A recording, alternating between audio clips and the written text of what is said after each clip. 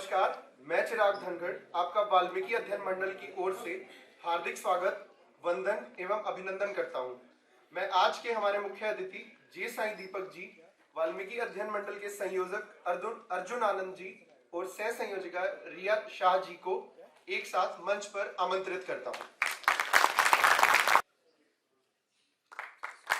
आपका स्वागत है सर।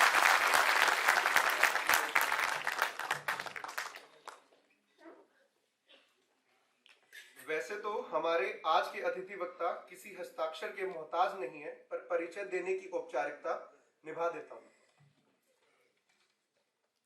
जे साई दीपक जी भारत के सर्वोच्च न्यायालय में अधिवक्ता हैं। आप एक प्रख्यात लोक विचारक हैं एवं वर्तमान में देश के बेस्ट सेलिंग लेखकों में से एक हैं। आपकी 2 पुस्तकें इंडिया दैट इज भारत एवं India, Bharat and Pakistan and the constitutional journey of a sandwich civilization, भारतीय सभ्यतागत दृष्टि एवं पाश्चात्य एवं मध्य पूर्वी कॉलोनियल विमर्श पर पूरे भारतवर्ष में एक ज्वलंत चर्चा छेड़ने का भागीरथ कार्य सिद्ध किया है। आपका स्वागत है सर। अर्जुन आनंद जी, आप special centre for study of north east India में पीएचडी शोधार्थी हैं। आप वाल्मीकि अध्ययन मंडल जेएनयू के संयोजक हैं। रिया शाह जी, आप सेंटर फॉर चाइनीज स्टडी में एमए प्रथम वर्ष की छात्रा हैं। आप वाल्मीकि अध्ययन मंडल की सह संयोजिका हैं। मेरा आज के हमारे अतिथि वक्ता जी साई दीपक जी, अर्जुन जी व रिया जी से अनुरोध रहेगा कि वे दीप प्रज्वलन कर एवं महर्षि वाल्मीकि जी के चित्र पर पुष्पांजलि देकर इस कार्यक्रम का शुभारंभ करें।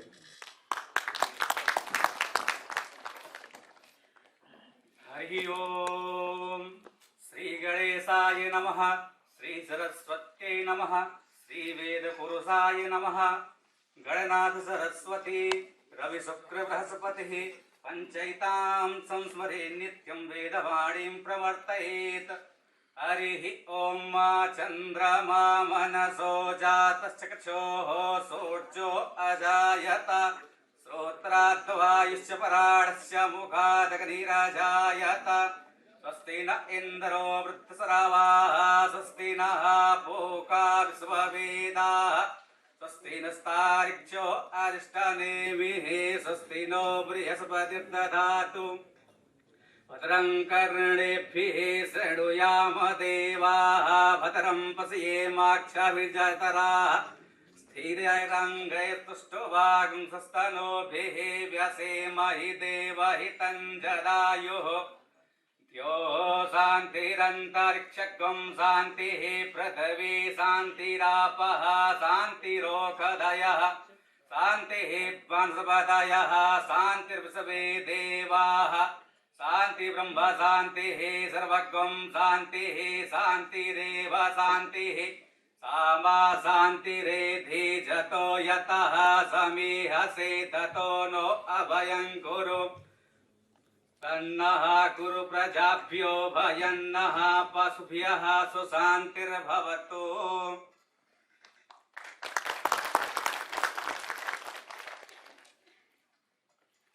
मैं कुणाल यशवंकर जी से आग्रह करता हूं कि वे आज के हमारे अतिथि वक्ता श्री जे साई दीपक जी को भागवत गीता देकर उनका स्वागत करें।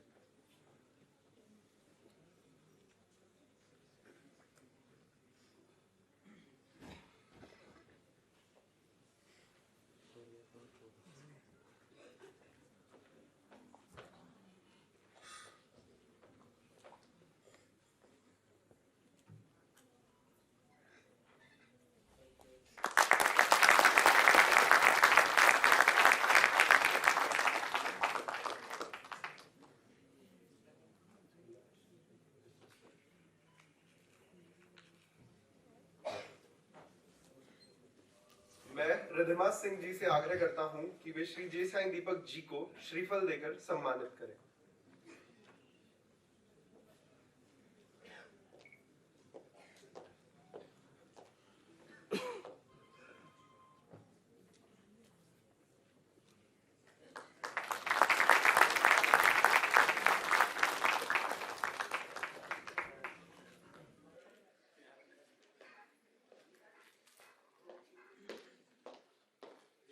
मैं प्रकृति जी से आग्रह करता हूँ कि वे श्री जे साई दीपक जी को तुलसी माता का पौधा भेंट करें।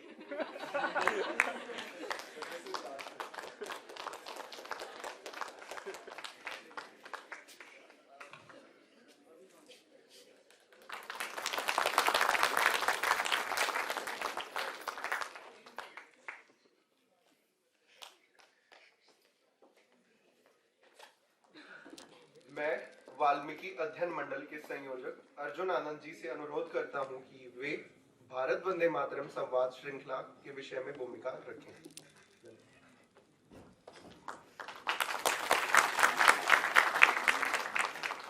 शतबार शीश चढ़ा दूं, शतबार शीश चढ़ा दूं तो भी ऋणी रहूंगा। जो तेरे काम आ सका तो खुद को गुणी कहूंगा। न मोक्ष चाहता हूं, न मोक्ष चाहता हूं, न मान चाहता हूं। बस हर बार तू भारत माँ हो यही वरदान चाहता हूं। बस हर बार तू भारत माँ हो यही वरदान चाहता हूं।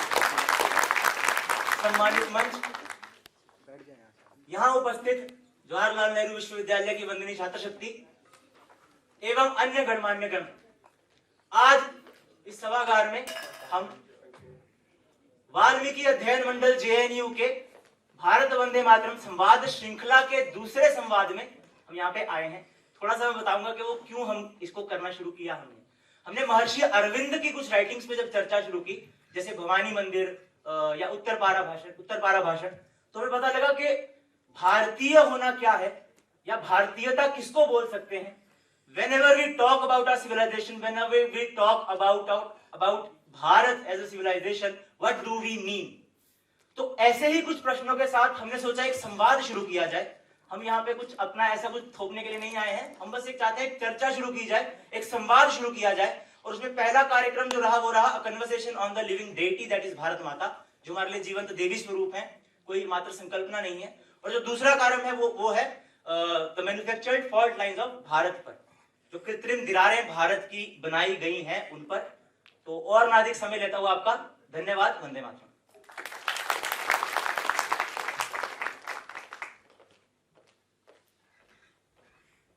मैं वाल्मीकि मंडल की सह संयोजिका रिया शाह जी से अनुरोध करता हूं कि वे अध्ययन मंडल की दृष्टि एवं ध्येय के बारे में हम सबको अवगत करें।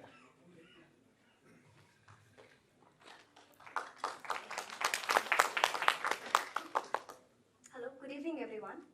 So Valmiki Study Circle is an effort to raise discussions on topics and issues of global importance within the Bharatiya normative paradigms in JNU. Since 2019, since our conception, Valmiki Study Circle has been at the forefront of conducting various activities. Some of our flagship events include the Bharat-bodha-series, NCERT critical reading series, and also the most recent Bharat Vande Mātaram Saṃvāda-series. We welcome you all. If you wish to join our study circle, please get in touch with either me, Arjun, or Chirag as well. Once again, we welcome you all. Thank you so much.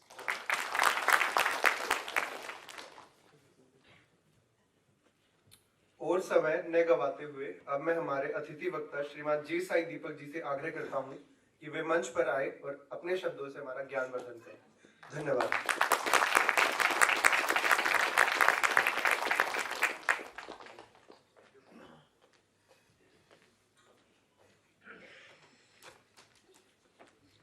Namaste.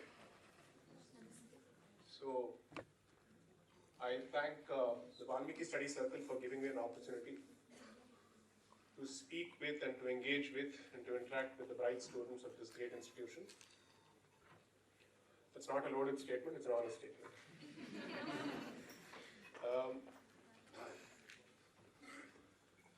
So, the idea is to give as many people as possible a shot at me through the interactive session and see if I have the ability to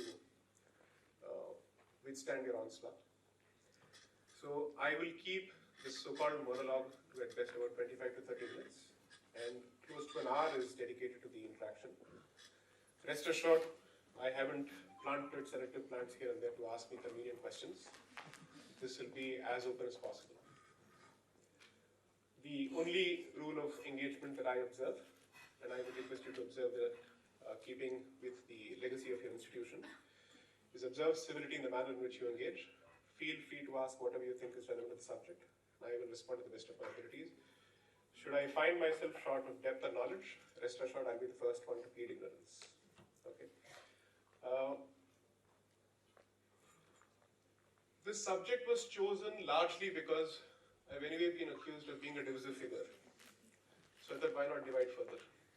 So I've anyway been given these wonderful certificates and labels over the last few years, ever since I've started my public interactions. There's no point in trying to convince the other side. So I might as well do what I wish to and see how it goes. So I think broadly, the topic is a saransh or a single line summary of the writing exercise that I began about 2 years ago.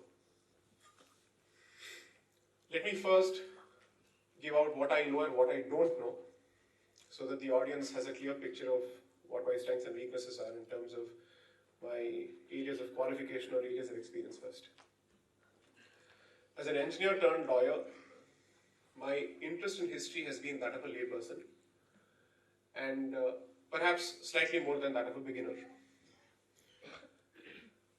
And fortunately, law as a subject requires me to not just look at the legislative culmination of a particular thought, but the history of the thought itself. Its political history, its cultural backdrop, and its religious motivations or political theological, let's say, triggers or seeds, so to speak. There seems to be a lot of echo. Am I audible? Okay. So, around the time of 2019, which I felt was a fairly momentous year, for multiple developments took place in that year, which triggered, I think, a massive churn in this country, and we are still in the throes of that particular churn. I think it started with 5th of August 2019 with, it's not the abrogation of 370 because 370 still stands, it's the amendment of 370. Second, of course, you had multiple developments around November. I think one was the Ayodhya judgment. Then you had, of course, the CAA, which had been in discussion since 2016 at the very least, and even before that. And then, of course, you had the review order in the Sabarimala judgment, which effectively put pause to the 4-1 verdict of 28th of September 2018. Following that, I think from March 2020, the country and society at large had a lot of time on its hand, thanks to the lockdown, to perhaps revisit and reconsider several of its closely held positions, regardless of which side we were from, so to speak, ideologically speaking. And that period, I think, has contributed to a massive shift in what I would call the Overton window, in terms of people's thinking patterns, in terms of the consumption of the material, in terms of knowledge production and content production. And fortunately, the lockdown gave me the breather I needed from my professional commitments to perhaps put out a comprehensive document capturing my position, which was until then presented through multiple lectures on different topics. So there were several bindus across the board, but there was not a single document capturing those bindus in terms of presenting a master template of what I think about some of these subjects. But what I think about some of these subjects, why should it make a difference to anyone? I'm a nobody, why should it make a difference to anyone? It just so happens that by then, a lot of criticism had come. That yes, this gentleman seems to have spoken on several subjects, but is he capable of delivering a book? Because that is the touchstone of academic credentials. So said the gatekeepers of intellectualism in this country. And therefore I had to respond. The good part was, while most people saw each of these reactions and developments of 2019 as disparate events, I felt there was a certain continuum to it and there was some kind of a underlying commonality, both in terms of the cause as well as the reaction. And at one point, I think I've said this before, around the time of the CA, when I referred to India as Bharat in a particular tweet, a student, a master's student of Indian origin studying in the United States basically accused me of being a partisan cultural fascist for using the word Bharat, because the use of word Bharat apparently went against the grain and notion of secularism when referring to India. these were people who fashioned themselves and who thought of themselves as constitutional patriots. So to respond to them in their own language, I had to show Article 1 of the Constitution, which effectively said India, that is Bharat. And true to the ethos of free speech and liberalism that this particular camp subscribes to, I was immediately blocked. Because facts I don't think are palatable. Propaganda is, but facts are not. And that got me thinking. Around April 2020, while I think we were still in rather reeling from the first wave, April 14th happened to be the Ambedkar Jayanti, and there was an occasion for me to interact with a Hindu American audience. I wouldn't want to use Indian American because it was largely Hindu American, and I think predominantly Hindu American. And I'm not sure how many of them actually continue to have any kind of citizenship, so to speak, as far as Bharat is concerned. So during the course of that interaction, I also realized that, or rather I was told, that perhaps it was time for me to seriously give decoloniality as a school of thought some serious thought, and also see how its application from a Bharati perspective could be presented before a larger audience. The other trigger, of course, was the participation in the Padmanabha Swami temple case, which gave me an opportunity to understand the thought process behind the entire episode of accession of princely states to the Indian Union, and specifically in the context of the Travancore princely state. Now, in the process of making the case for the Travancore princely state or its royal family's control over that particular temple, we were forced to look at the history of other princely states and other royal families, from Mewar to Kashi, to the Gajapati of Odisha, to the northeast, to Kashmir and whatnot. Interestingly, most of these princely states seemed to have their own deities, their family deities. So just as you have Eklinji for Mewar, you have the Jagannath for that particular state, and then you have Chamundeshwari for Mysore. Each of these deities had some kind of a relationship. And interestingly, when they chose to negotiate with the Indian Union on the element of accession, one of their primary conditions that the cultural ethos of their states, as well as their rights over their deities, shall not be interfered with. Now, that made me wonder, if these were the terms of engagement between the princely states and the Indian Union, when did this translate to a secular country?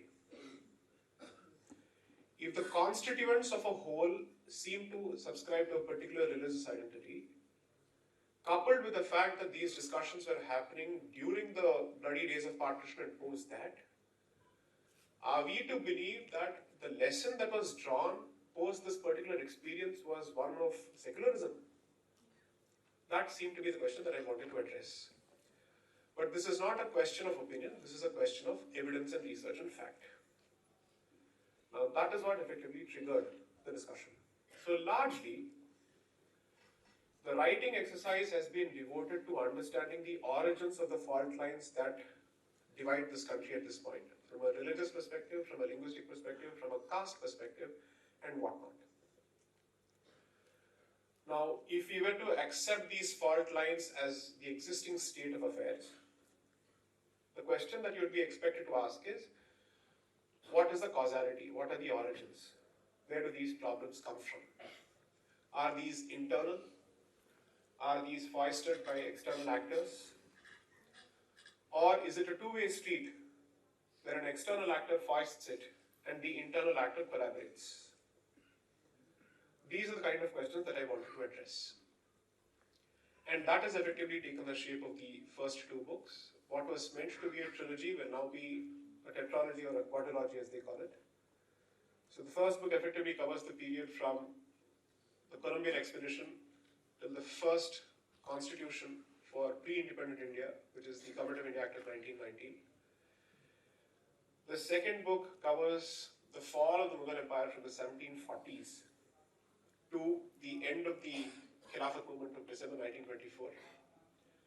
The third book will cover the period from 1925 to 1946, when the idea of Pakistan had become a reality.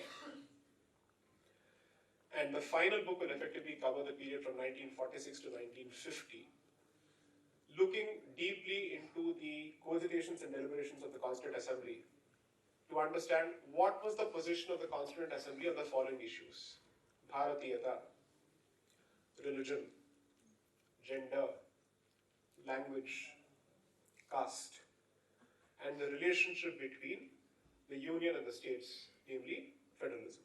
These are the 6 or 7 verticals that I will hope to understand as far as the 4th book is concerned. Because the Constitution as a subject is vast, but I am primarily approaching this particular document through the prism of identity, through the prism of civilizational identity. And therefore the idea is to understand whether there is some kind of a tenuous, tense, and strained relationship between the civilization and the Constitution.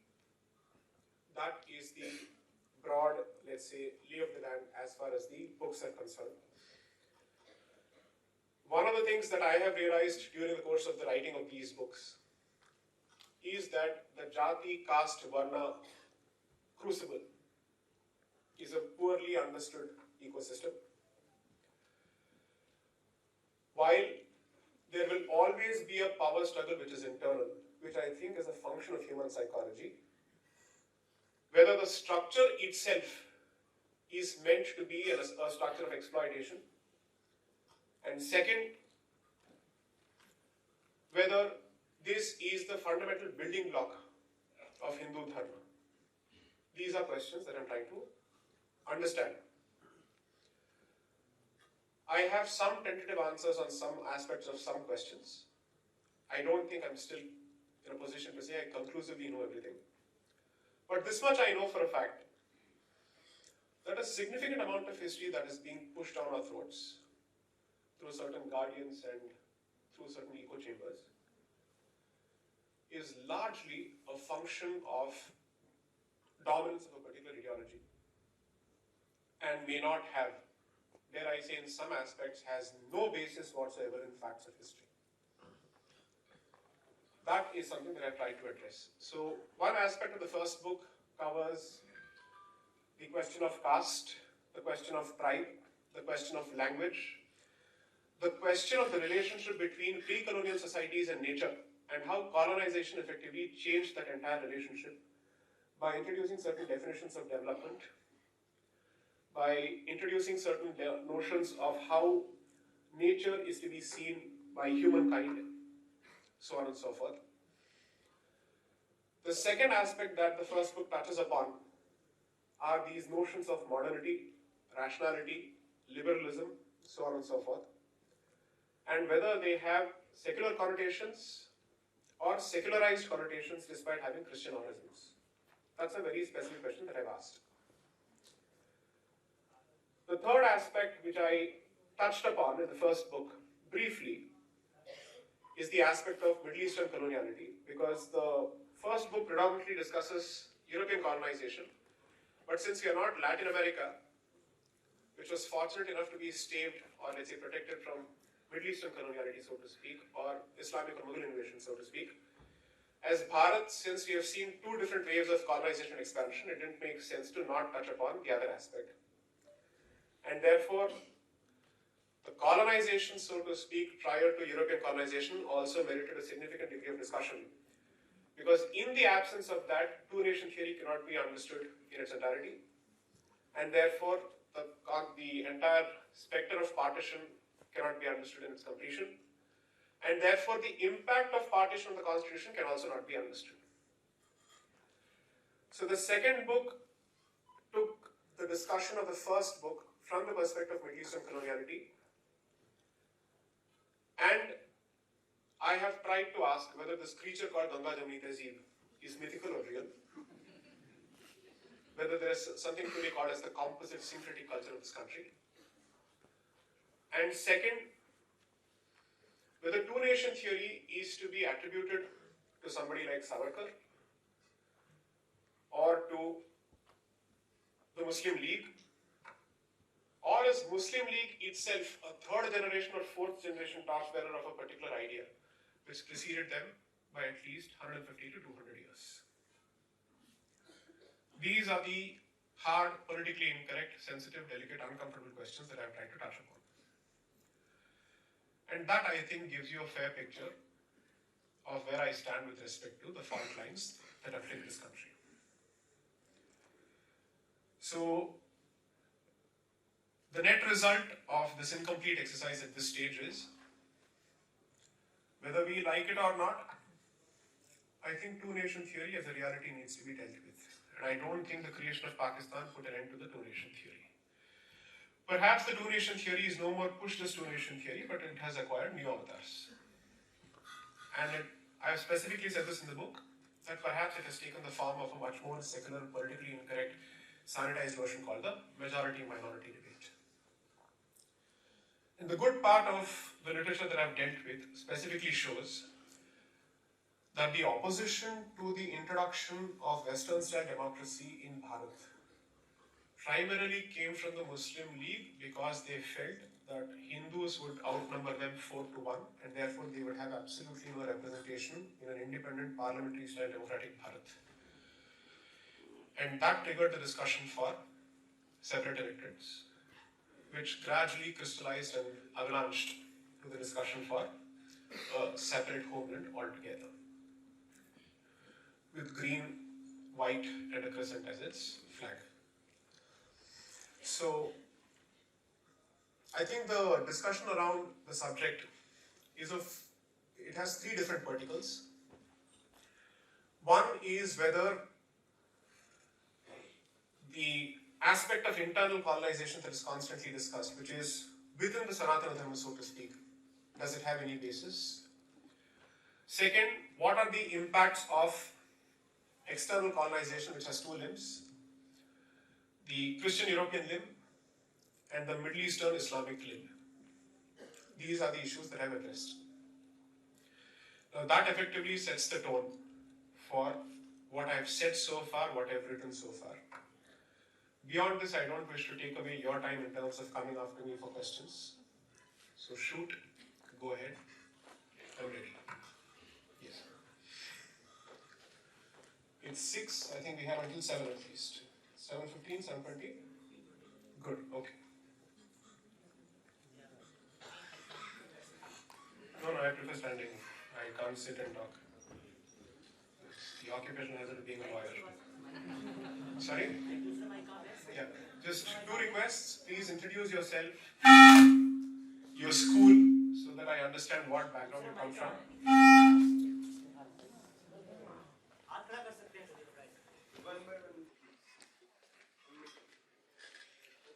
I would only request you to keep the questions crisp and short in the interest of giving as many people an opportunity. Yes.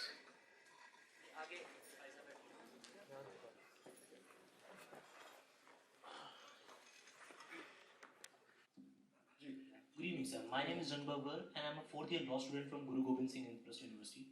My question is, how do we explain the fault lines like Sati, Pratha, the caste system and Ghungat in Hindu culture that they have converted in the horrendous form that they were practiced in the history, that they have become a tool in the hands of particular people to spew venom on Sanatana Dharma?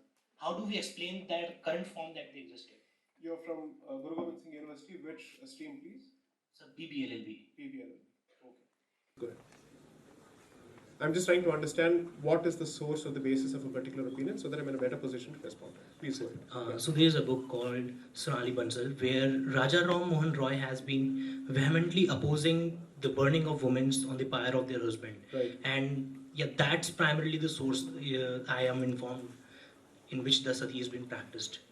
Similarly, on the debate of hijab, Right. they also said that Hinduism, maybe there is Ghungat. Right. On the caste system, we discriminate against our own people. Right. So how do we explain all that? How these things turned into a weapon? How these things, their present form? That's my question, sir. Okay.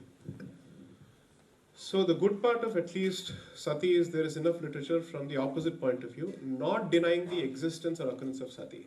So let's not deny its existence or occurrence. I think the question is more about the scale and the demonization of a particular society, citing this as the instance. So one of the things that I happened to touch upon during the course of the writing of the first book is two specific episodes or cultural events in Bharat were used significantly to generate contributions from England for missionary activity in this country. One is the Jagannath Rath Yatra, and the second is Sati. There's a missionary who goes by the name Claudius Buchanan, who features significantly in the discussions surrounding the need for more establishment support for missionary activity in this country. And that discussion happens around the 1919 Government of India Act. So let me give you just a short backdrop, and then I'll come to the question state. Prior to 1858, the reins of power are primarily in the hands of the company, right? Until 1858, there's a gradual shift where the Crown, the Parliament of Britain, both not being the same obviously, and the evangelical groups of UK, that means England, Scotland and Ireland, who had a problem with the fact that the company and a corporate entity was in charge of such a large piece of real estate. And from being merely a commercial mercantile entity, it had morphed into a political entity because it had its own armies. And the snowballing of the rebellion, so to speak, into a situation which effectively loosened, or at least threatened to loosen, the grip of the English onto this particular land, was seen primarily as a mistake of the company and its corporate greed. Until then, while missionary activity started from the early mid-1600s, yes, mid-1600s. In fact, because one of the earliest resolutions that was passed by the directors of the East India Company, English East India Company, was that they would bring the message of the gospel to this country. That was one of their official resolutions, and this was in the 17th century. That much is said with support. But since they were primarily interested in business, they did not want to ruffle too many feathers, and therefore missionary activity would come in trickles, primarily for two things. One, the English establishment here had to be protected from heathen contamination, and their own Christian needs had to be met because they had come with their families. So schools had to be established, chapels had to be established, so on and so forth. So that was the first wave. But this trickle gradually increased in size and scale and in terms of its reach. And by the time it came to 1857, the missionaries sensed a fantastic opportunity to take away the reins of power from the company, so that the crown, which was effectively seen as the protector of Christendom, insofar as UK is concerned, is given greater responsibility and greater say over the affairs of Bharat, or the British territories in India. If you read the literature around this period and the pamphlets that were circulated by missionaries in their country as well as within their own societies in this country, they decided to latch on to two specific cultural events. One is negative and the other is positive, but both were projected in negative light to get missionary contributions or financial contributions. The word juggernaut, which effectively comes from the Jagannath Yatra, which is common knowledge, was coined by Claudius Buchanan. And he said that this is such a dark religion that during this Rath Yatra, people throw themselves under the wheel and die. And therefore, these people need to be saved from their own religion. That started the never-ending project of reforming the Hindu faith. Along with this, Sati was also projected. Now, Ms. Meenakshi Jain, or Dr. Meenakshi Jain, in her book on Sati, tries to address the question from an empirical perspective to say, how many parts of this country and in how many instances can you actually cite of Sati happening at such a rampant scale for it to come to represent this particular culture. Now, the demonization of Sanatana Dharma and the Hindu society citing Sati, if you want an indication of it, I will give you an international instrument which I have cited in the book, wherein of all the abhorrent practices which inflict injury upon human dignity, Guess which practice was cited as one of them? Sati. So the only thing that you seem to think or you can conceive of when it comes to the society are untouchability, sati, dowry, and Jagannath Yatra. Now that answers one part of the question. Now, do I agree with sati? No, I don't. I am saying that you have chosen a handful of instances to paint an entire society. We are being told that generalization of any particular community citing the conduct of a particular handful amounts to stereotyping. I am asking, is it fair for you to do this with us? That's one. Second, as far as Parda is concerned, should it continue today? Assuming that circumstances have not changed between medieval Bharat and today, I would say it has no reason to change. But unfortunately, I don't think the situation has changed across the country. I am saying that the medieval mindset continues to exist in certain parts of the country. I am making that statement. And therefore, in those instances, when people do something to protect themselves, I would say I'm in no position to judge them and their circumstances. In the princely state of Hyderabad, the supposed richest princely state and perhaps the largest, the ruler's entourage would willy-nilly pick up women from other communities. I should know this, I come from that state. We have experienced it. At least our previous generations have experienced it. The non-majority population or the non-ruling population, although the majority population, was treated as a hostage population. And you should ask yourself how that population was used to negotiate with the Indian Union around the period of Operation Polo. Correct. In light of this, it's convenient to start with the presumption that this is a fundamentally backward society without giving it some slack and cutting it some slack in terms of the brutal, ruthless, savage experience that it has been put through, at the very least since the 10th century or the 11th century. And which is I would say, which has gone on and on and on. It's one thing to ask whether some of these practices merit existence today, but it's another thing to question why did they start in the first place? I mean, people were not idiots to jump into the fire, right? Something must have triggered it. So I would say, perhaps avoid the lazy presumption and conclusion that this is a feature of an inherently regressive society, and do more justice to your own intelligence by reading a bit more on the subject. And I don't mean you, this is not a personal comment. I'm saying in general, so please don't take it personally. So I believe that a lot of things that we are fed and which we spew hasn't been examined with the rigor that it merits. And maybe, perhaps, I'm contributing my limited might to it in terms of unpacking those presumptions. Next. Yes, please. Yes, next person. Yes. Good evening, sir. Who is it? Yes, please. Ji.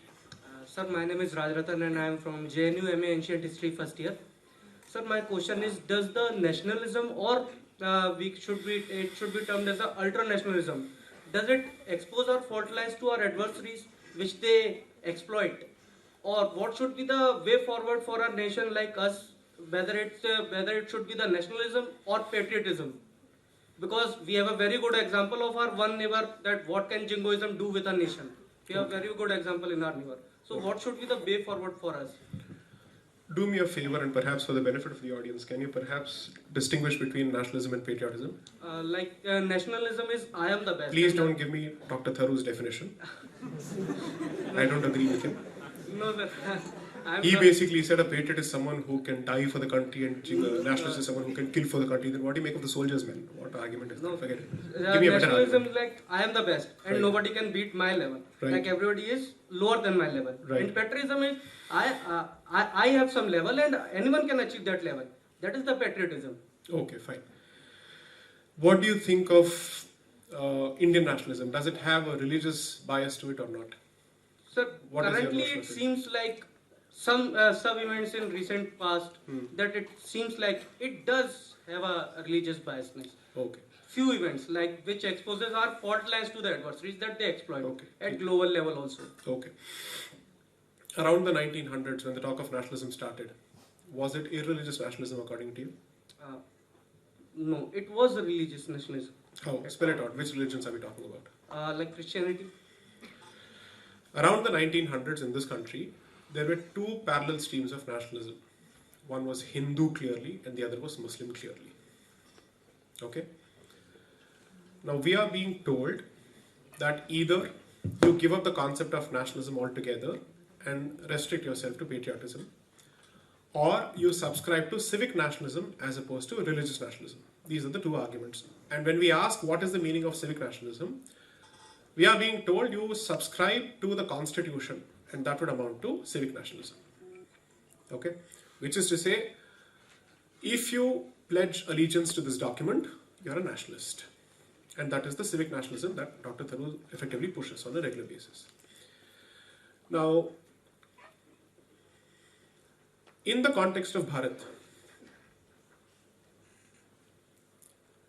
I don't think it's possible to subscribe to an irreligious form of nationalism, given that religion continues to feature heavily in our political discussions, and it is not a new divide, it's a pre-existing divide that dates back to at least 700 to 800 years at the very least, and which has seen vivisection of the country and continued balkanization of certain parts of the country, which Article 370 was meant to stem to some extent. Or rather, the amendment to Article 370 was meant to stem to some extent.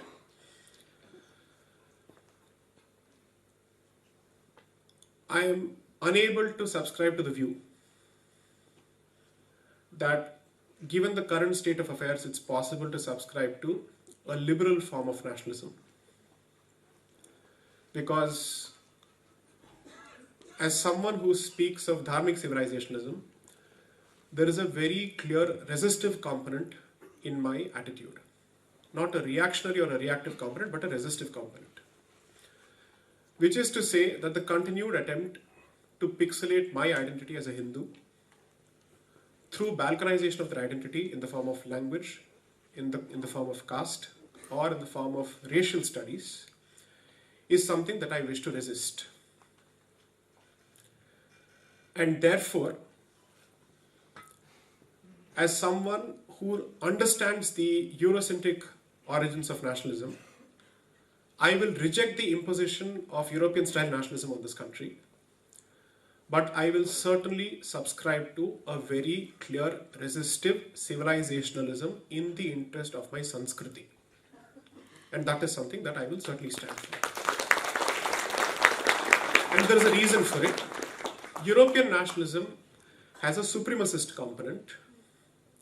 It also has a serious anthropocentric component where race features heavily, complexion features heavily, and the projection of European-style nationalism onto the struggles of the, let's say, of this society, which has seen two waves of colonization, is to impose white guilt onto non-whites. And that is something that I think is historically inaccurate and, dare I say, positively dumb.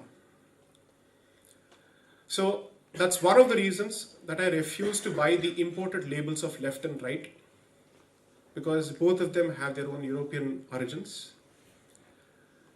And therefore, perhaps I'm asking for some semblance of originality in crafting a position based on indigenous ethos as opposed to Western ethos. So to answer your question, recraft nationalism to civilizationalism predominantly, be conscious of the history of the last at least 150 years and the last 75 years. And remember that partition is not an act of the past or in the past. It seems to be an ongoing activity at several levels by two different set of state and non-state actors. So whether it gives others to divide, let's say a handle to divide us, It means that in the absence of the outsider, we are otherwise united, which I think is a major presumption. We are not otherwise united. What am I basically saying? When someone says the partition is the product of the divide and rule policy of the British man, oh, that evil British man, of course he was evil, but he was exploiting a pre-existing divide, he was not creating a divide. That is the distinction between the position of a certain cross-section of people and my position. Literature tells me that the divide was real, the divide was very vicious, and the divide continued to show in the form of multiple riots, almost on an annual basis, on the same set of issues.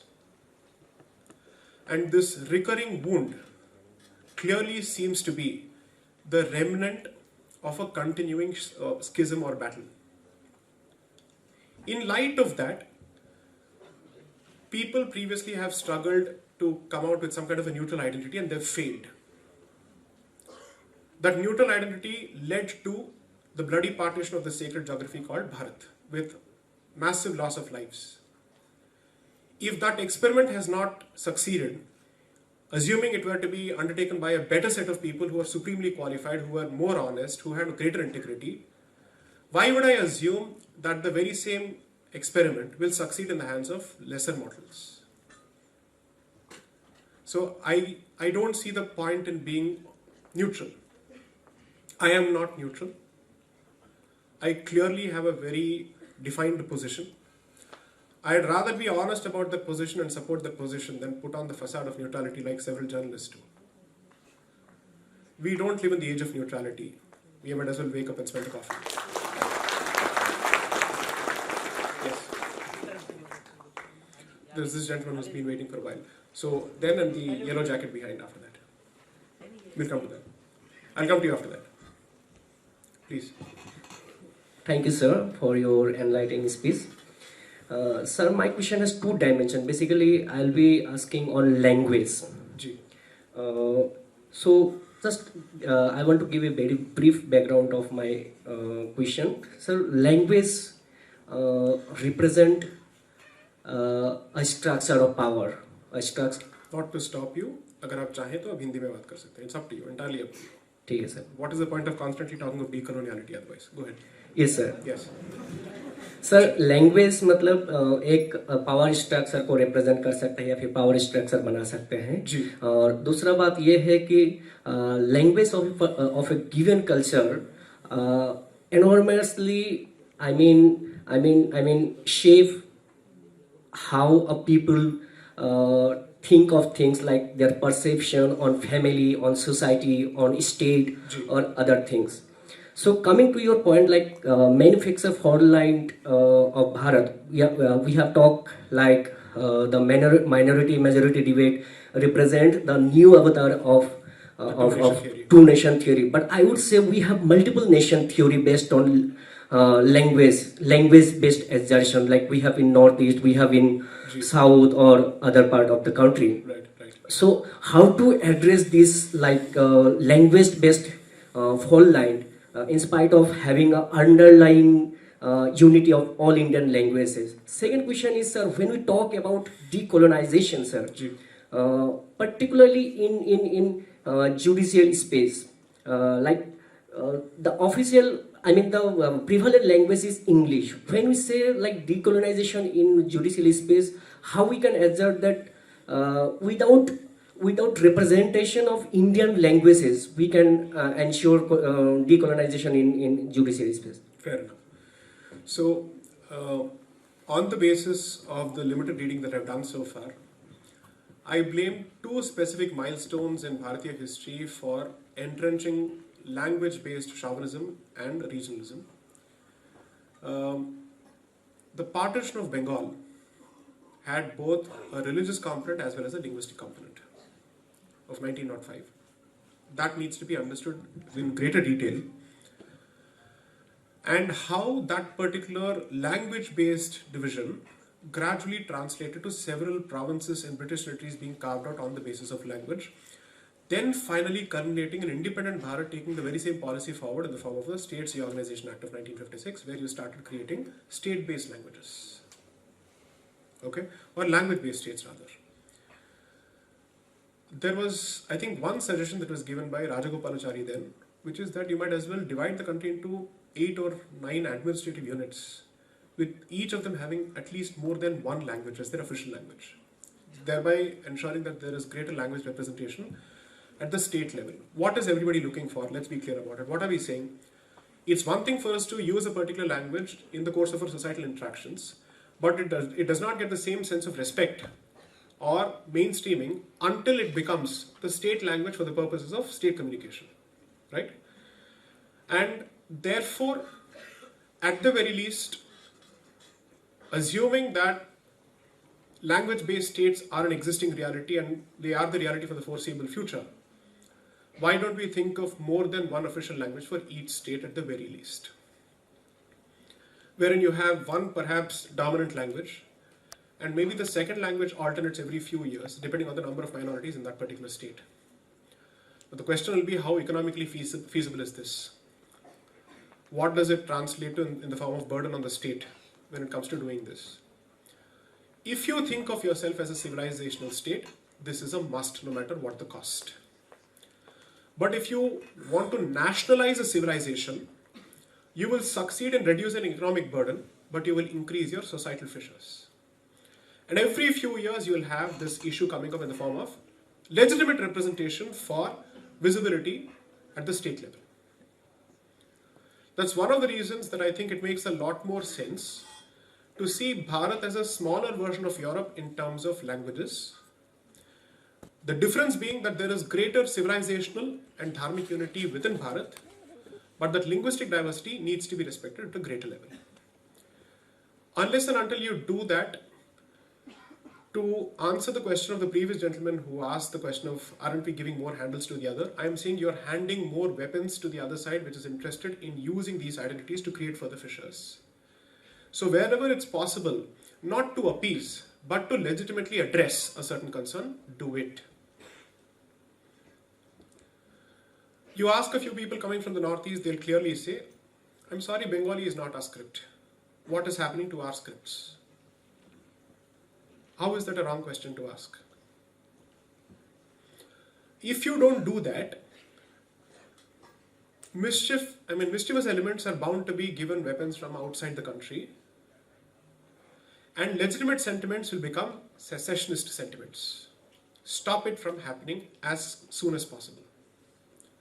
So I would say Bharat needs to become more linguistically diverse in terms of its business transactions, in terms of its state transactions, how much ever is possible. So, okay, let's look at it this way. If the union were to issue a particular document which perhaps is meant for a particular state, at the very least follow the 3-language policy in giving that particular document. English for wider consumption, unfortunately, Hindi for whatever reason, and at the very least that state's language. Will that not shut up the Dravidianists? They obviously have only these kind of issues to constantly cry and whine about. Take it away from them. As someone who comes from the glorious land of Tamil Nadu, I think Dravidianism is a cancer. And it single-handedly has created an artificial divide with a lot of support from external actors. It needs to be addressed. It can be addressed, provided nobody else is interested in imposing their language chauvinism on others. I have no hatred of any Bharatiya language. Underline Bharatiya. That's the operative word. Which means nobody can at least accuse me of having a particular hatred or ghrana for Hindi. I switch to Hindi as quickly as possible whenever I speak in public, and as often as possible. So I can't be accused of someone who has a problem with the language. If you're interested in keeping the union together, particularly given the history of several mischievous non-state external actors, you have to build bridges which are two-way streets, not a one-way street. Second, what can be done before the judiciary? $1 million question. As someone who's a stakeholder in that particular system, I will do my best to steer clear of the Contempt of Courts Act and make my submissions in as diplomatic a fashion as possible, going against the grain of my own nature. Okay. पहले हिंदी को तो supreme court में जगह मिले, उसके बाद बाकियों का देखेंगे. You guys are not able to impose yourself on the Supreme Court. Where do we stand? So, I think an interesting suggestion came from one person who makes it a point to speak of indigenization of our content and education. Namely that when the International Court of Justice or European judicial systems can at the very least operate with multiple languages, why can't a country that constantly boasts of its linguistic diversity do the very same thing when it comes to its judiciary? Surely you don't expect a judge of the Supreme Court to know more than one language. I'm asking myself, why doesn't it occur to us to create a system of interpreters, which is possible in United Nations, which is possible in the European Parliament, which is possible in the European Court of Justice? Why can't it be possible in this country, which is a subcontinent that masquerades as a country? It's surprising that you choose to highlight your diversity when you have to speak the greatness of your country, but when it comes to the application of that particular concept on a very real level, somehow the diversity seems to take a backseat. Imagine the number of mischievous arguments you can take away from a lot of anti-nationals. Oh, I've dropped the word. What to do? Go ahead. Next. Yes. I'll just have a water if possible. Thank you. Thank you. Yes, next. Hello, sir. He's been waiting for quite some time. The gentleman who's just raised his hand. Please. Yeah, please. Go ahead. Multiple jackets here. Next. Let him finish. Yeah. I'm Sandeep Kumar, a PhD student in Ancient History, Center for Historical Studies, JNU. So my question is, on secularism, Yuval Noah Harari in his book 21 Lessons for 21st Century dedicated one section on secularism in his book, where he tries to redefine. So Yuval Noah Harari in his book 21 Lessons for 21st Century dedicated a section on secularism, where he tries to redefine secularism for 21st century. In short, for him, secularism means questioning and rationality.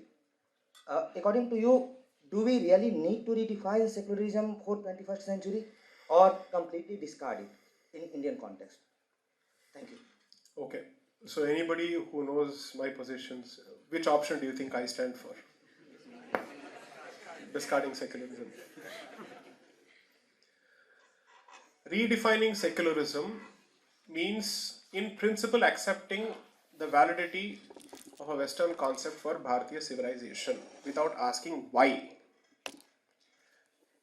Or trying to find, oh no, hum bhi secular hai. Come on, let's pull out some justifications from the Vedas and Upanishads for this. That is retrofitting a Western concept to somehow assuage your own inferiority complex. To say that I am equally Western, but from an Indian sense. How stupid is that argument? What is the problem in asking, why is secularism a valid principle for this country? Now, the only question that you should be asking is, does it translate to exclusion of certain groups and identities? Or is there a better way to accommodate it? Given the weaponization of this particular concept, I am unable to buy the notion that Indian-style secularism is even remotely comparable to European-style secularism. It is a uniquely Indian jantu,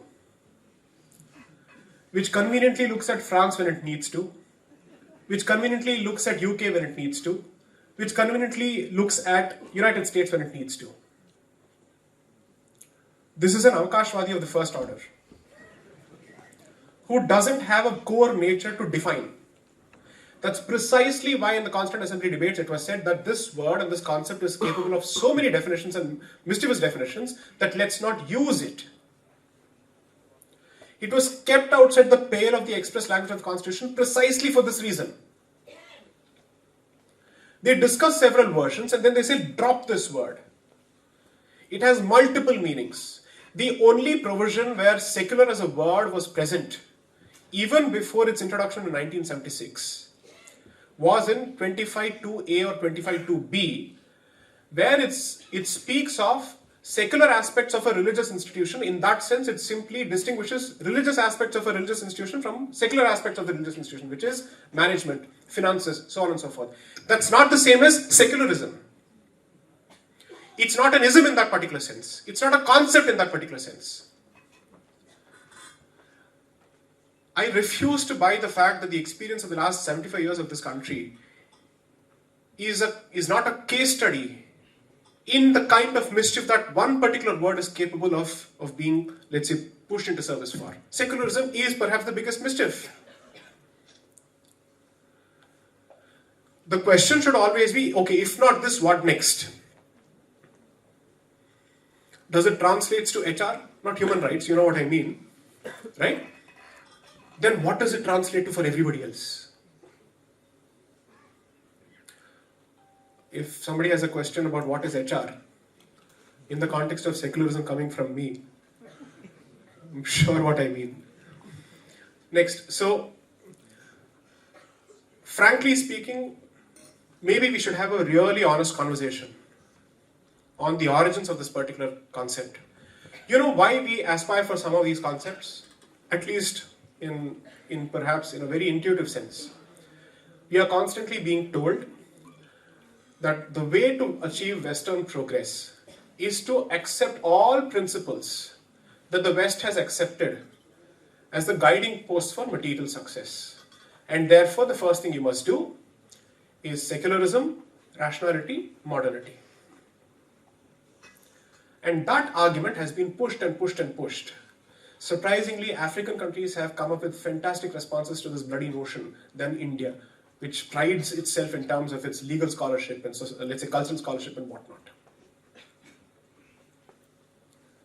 So I would certainly say, one of the things that perhaps I'm pushing through the argument of decoloniality, if you have a problem with it, forget it. Let's call it originality, indigeneity. You have a problem with decoloniality, forget it. Is, at the very least, apply original principles. Have the confidence to draw from the values of your own society. You can certainly ask, do our values have contemporary relevance? That's a very legitimate question to ask. Go ahead, ask it. No problem. But I would certainly refuse to buy lock, stock and barrel everything that comes from the West. Because they go through their own process of trial and error, and we seem to be following them in their process of trial and error as if the rest of us have absolutely no brains whatsoever. That is something that I cannot buy. Next. He's been waiting. The striped shirt. I'll come to you next. 100% I'll come to you next. Go ahead. You, striped shirt. You've been asking, right? You've been waiting for it. Yeah, go ahead, please.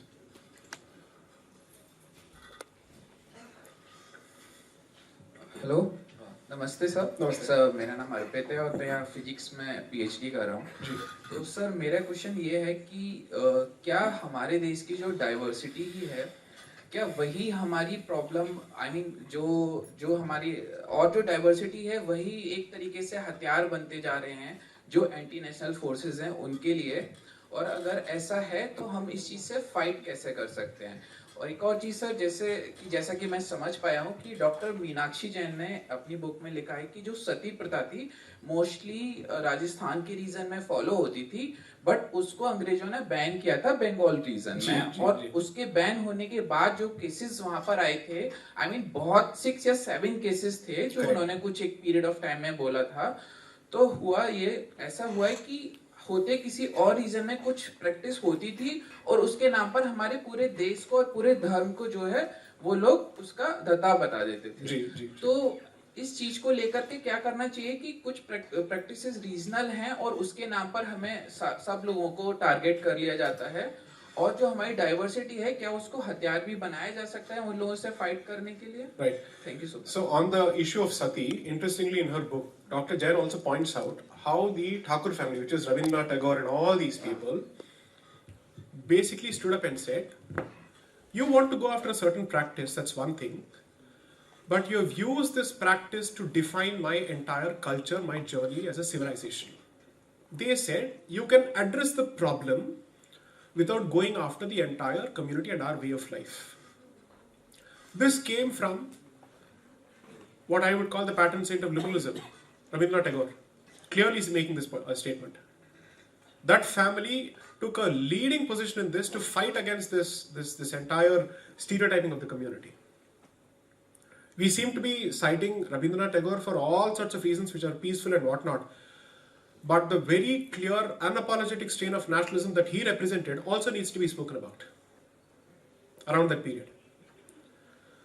The valorization of Raja Ram Mohan Roy needs to be re-examined very seriously. And his impact in single-handedly destroying the self-esteem of the Hindu community has to be examined. Based on his own correspondence with the British establishment, multiple letters. Now coming to your question of whether diversity itself is an inherent weakness. Okay, what is the alternative? Submerge all local identities and create this Hindu unity? It won't happen. And it shouldn't happen. It cannot happen. Everybody is attached to their most proximal identities. The hope is that you give an underlying stream of commonality which also manages to keep this alive and connects people. Unfortunately, the investment post the advent of the European colonization is to kill common bonds and to highlight diversity in the form of language, in the form of religion, which is to say, balkanize the Hindu identity so much that every form of practice is seen as a local form of practice which has nothing to do with the neighboring state or neighboring region. You want an example? I'll give you an example.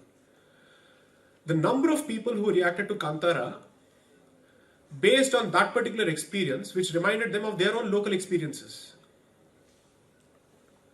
is astounding. Himachalis, Punjab, for God's sakes, so many places, they reacted to this. So that tells me, killing diversity isn't the solution. Strengthening common aspects is perhaps the possible way forward. And which also means language as a battleground needs to be addressed. And that takes us to Sanskrit. Well, I'm going to be accused of quite a few fantastic labels when I bring up Sanskrit. So be it, I don't care. The point is, we have had a lingua franca and we've also had our own Desha Bhasha. So there's a very clear distinction between Deva Bhasha and Desha Bhasha, both feeding each other. And Desha Bhashas have never been found to suffocate or die because of any specific impetus given to Deva Bhasha. Otherwise, how do you explain this rich culture in so many languages? Bengali, Marathi, Tamil, Telugu, Kannada, whatnot. If anything, each of them has enriched or has been enriched thanks to the common reservoir it is capable of drawing from. If language is seen as a verbal manifestation of a civilization's journey, there is a common pool that all of us get to draw from and localize. No wonder there are two epics that have multiple local representations. Examples going with it, anecdotes going with it, idioms and muhavras going along with it. So, I'm not even for one bit the stifling or destruction of sub-identities. Because if the replacement is not as strong and credible enough, it will only create a vacuum. And that vacuum is precisely what quite a few people are waiting for. So that they can swoop in and save your soul. Next.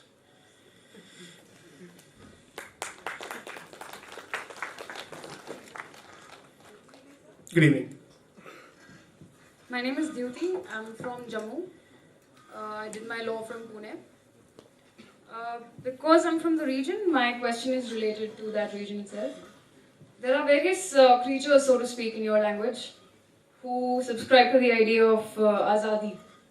And how do we tackle this, first of all? how do we tell them, or how do we just, get them back to the notion of civilizational identity that they seem to miss out on? Second question would be, do you think the current sedition law requires a reframement? And thirdly, I would like to talk about, ask you about the current immigration system. I mean, illegal immigrants that are everywhere. Specifically in Jammu, recently we had a judgment there about Mohammed Salimullah and another versus Union of India. Yeah, writ petition 715. Yes. Yeah. So, owing to that, we had about 650 illegal immigrants shipped out. And there are That's still nothing. currently The number is many, nothing. many more. There are over Correct. 6,000 illegal immigrants still sitting in Jammu and changing the entire demographic system there. Right. So, how do we tackle that? That's my third question. Okay, so this question will open the floodgates. How many people want me to answer this question? Show of hands, please. Okay, fine. The consequences and repercussions are for you to bear. That's it. Okay. Coming to the question of the Azadi Brigade. Any attempt on your part to negotiate has been and will be interpreted as a sign of weakness and lack of spine on your part.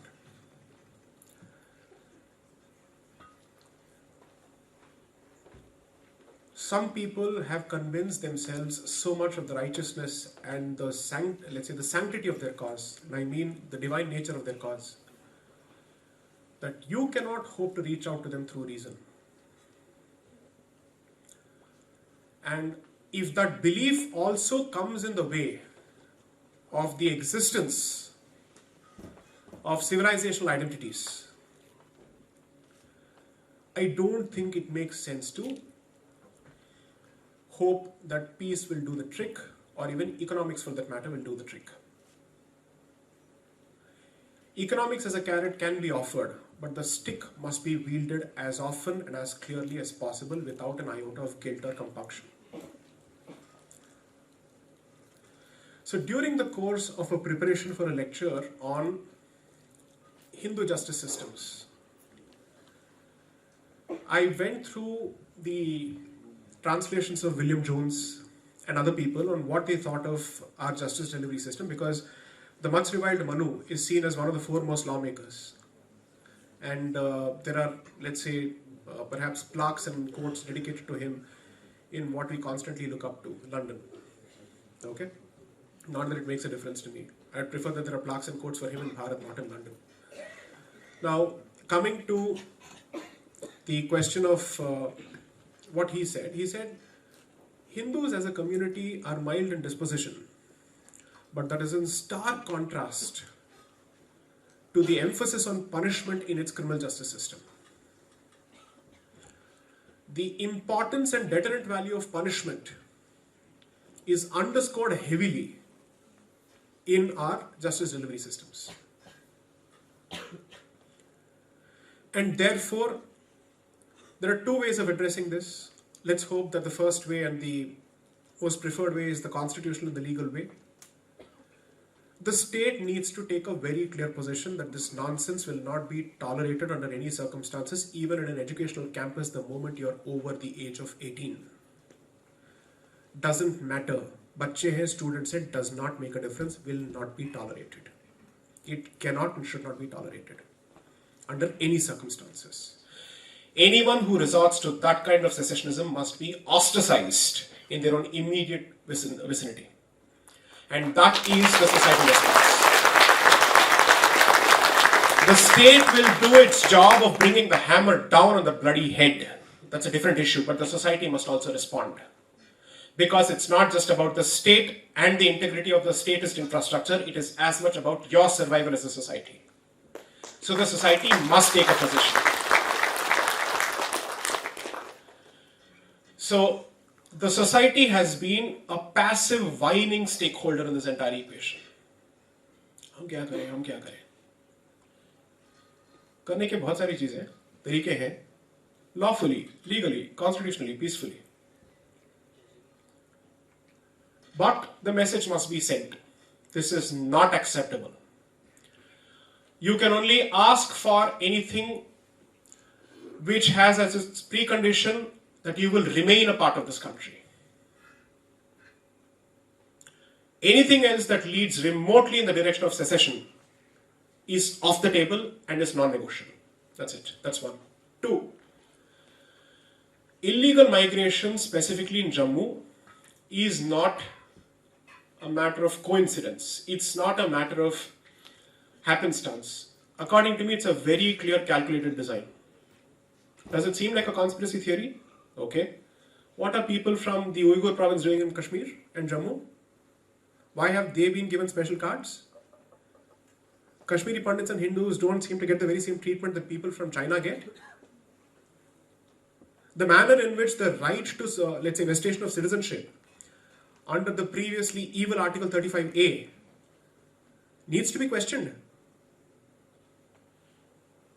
And somehow people find the way to come all the way from Arakan, Myanmar to Jammu. वो तो दिल्ली में भी है, छोड़ दो. मैं ये कह रहा हूँ that from here to there ये क्या रास्ता है भाई? And आपका मार्ग कौन प्रशस्त कर रहा है? बीच में कितने लोग बैठे हैं आपके लिए डॉक्यूमेंट्स तैयार करने के लिए? Read the report of Lieutenant General Sinha in the context of illegal migration in Assam. 85 to 98. How many groups were set up to create documents? Are you surprised at the results of the NRC of Assam? I am not. Not one bit. सारी तैयारी हो चुकी है, जो करना है कर लो, कागज तो निकल जाएंगे, इस पे तो कागज निकल जाएंगे. So, you see, the problem is people really don't know the extent of illegal migration, and even the government is giving very conservative figures. If you look at the figures that were given in 1998 in that report, and that report, while it was meant for Assam, spoke of Delhi, spoke of Maharashtra, spoke of Mumbai and so many places, वो 98 की बात है. 2008, 2018 and 2022. It has only gotten better. You go to this remote part of Tamil Nadu called Kadalur. Please go and find out if there are people from the Rohingya origin there or not. Please go to Goa. Please go to Chembur. So, we are being told even this is something that we don't have the right to raise. Someone comes to this country for livelihood or because they are being persecuted, even then I would say we should be fairly careful given the hostile neighborhood that we live in. This is not the United States of America, which is bounded by the Pacific Ocean and Atlantic Ocean. We live next to China, Bangladesh and Pakistan. We need to be very, very careful. So, I think the first step is to be clear about who you think is the insider and who you think is the outsider insofar as this discussion is concerned. The stupidity is proponents and supporters of illegal migration in this country take the very same position of Hollywood because they're saying immigration brings in diversity. अरे immigration और illegal migration के बीच का अंतर नहीं समझ में आता है तुमको? What is there between your ears? Is it a blessed hollow? Why should illegal migration receive any kind of protection? Illegal migration can translate to the status of refugee provided there are circumstances which result in creation of refugees. What circumstances in Bangladesh translate to creation of refugee status here? If at all it has to be the refugee status, it has to be the minority population whose numbers are dwindling there. So, I think on illegal migration, we need a very clear separate law commission or a separate study which undertakes a census exclusively of illegal migrants. It needs to come out. People from outside of Kashmir cannot go to Kashmir because it apparently changes the inherent indigenous demographics of Kashmir. But that argument is inapplicable to Bharat as a whole. Very surprising and selective. Why should that be even remotely acceptable? So, in 2017, much before these issues came about, and we were among the first interveners in this Muhammad Salimullah case, I think a portal ran a piece on how this is a xenophobic position, this is an Islamophobic position, this and that and everything else. They kept peppering that entire article with labels, but not a single credible logical counter. Give me a legal counter to what I have said. Which principle of international law under which instrument requires me to put and let's say subject my own country to this kind of silent invasion? Please tell me that. Which statute do you want to resort to? What doctrine of non-refoulement actually permits and supports this? I really don't understand. The first exception to the principle of non-refoulement is national security, domestic security. You get to carve out an exception saying, I'm sorry, I am not going to open myself up to a crucible under any circumstances. Bangladesh can seem to take the position with respect to Rohingyas, but in India is not afforded the very same position. Next. Yes. Let him finish. Namaste, sir. Namaste. My name is Saksham Singh, and I'm a second year law student at Law Center 2, Faculty of Law. So, sir, I'm currently reading your first book, and there you have talked about obliteration of these particular colonial constructs, right, like right and left, and these are volatile terms, right? So my question is, there you have also offered a solution at the end, and that is like one solution is that altogether replacement of these terms on Hindi basis, right? And the second solution was that let these terms stay, but their definitions have to be on Hindi terms, right?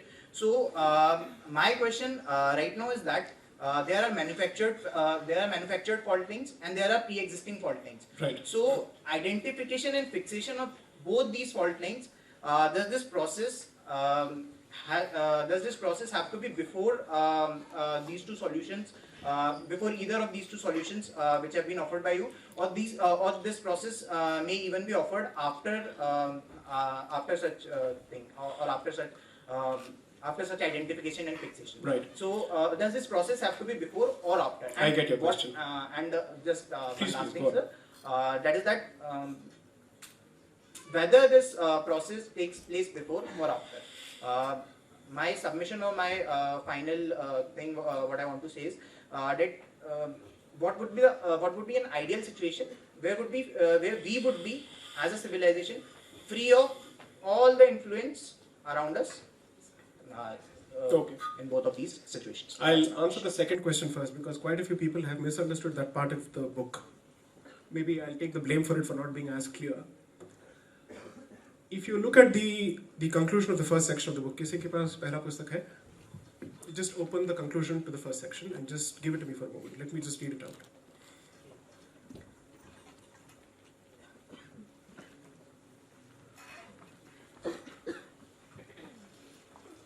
By the way, the solution that you say I've offered is actually not my solution. I have cited another author for it. Yes. Sorry.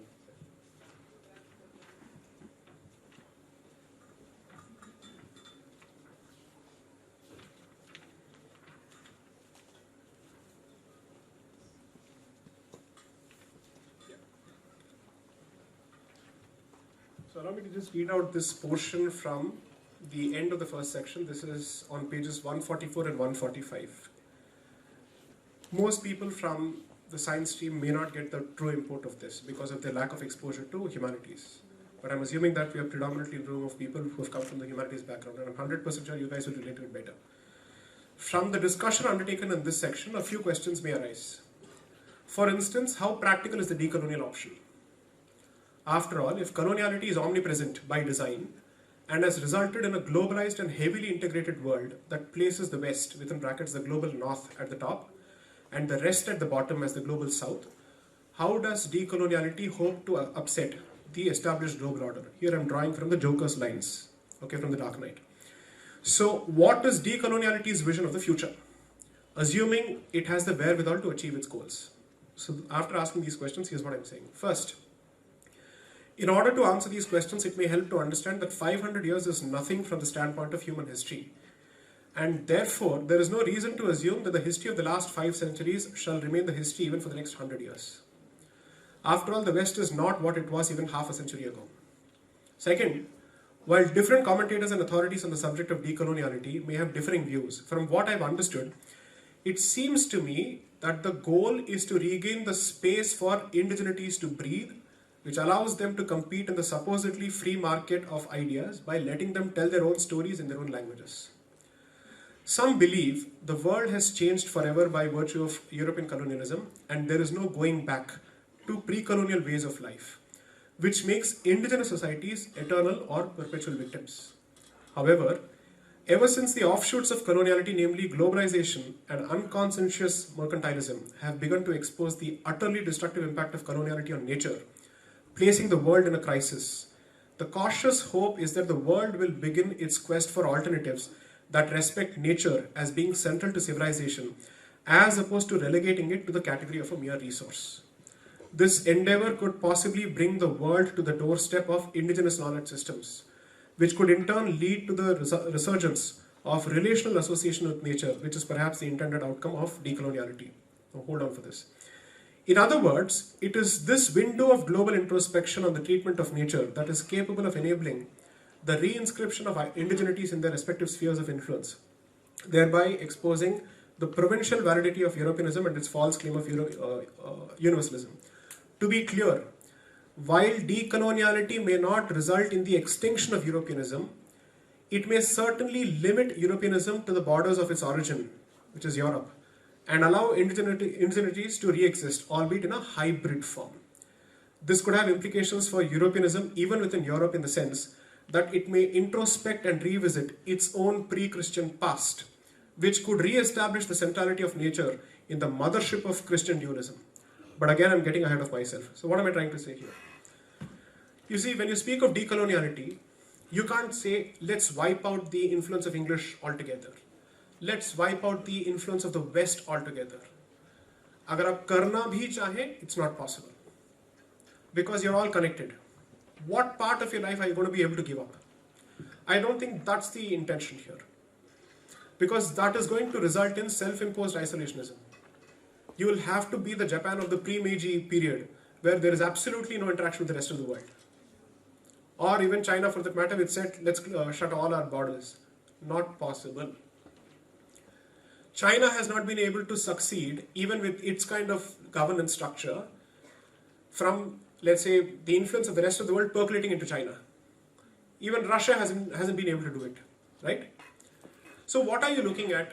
You are looking at a hybrid model, which is, if it is 70-30 today, wherein 30% or less is what is the space for ideas which are native or which are indigenous in nature, can we alter that equation a bit? Practically, iska matlab kya hai?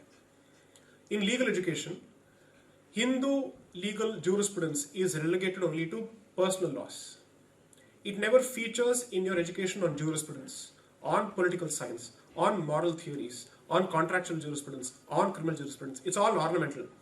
It's like the dress you choose to wear on a festive occasion. That's it. Beyond that, it has no value. You don't have the guts to wear it to your office spaces. Right?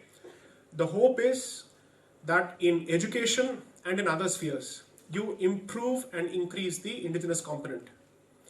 And if it has the strength to survive in the contemporary world, then it is for the idea to survive. You can't constantly protect it. If it has the ability to survive, it will. If it does not, unfortunately, it is the survivor of the fittest. There's nothing that you can do about it. But the hope is that these voices which are resistive in nature also get an audience, and let the audience decide what they want. One of the reasons I crafted the paragraph in this particular fashion is, I felt that the world would have drawn a few important lessons after the bloody pandemic, with respect to development, with respect to prosperity, with respect to nature, so on and so forth. And since the Western model of growth is built on destruction of nature, they will have to revisit it, but since they don't have the tools to re-examine, they will have to come to native societies to understand how this works. Which is why, when they speak of climate change, when they speak of handling the climate crisis, their leading researchers are forced to go back to hunter-gatherer communities which still survive, or let's say communities which have managed to keep their ecosystems alive, as to how did they do this? What are we doing wrong?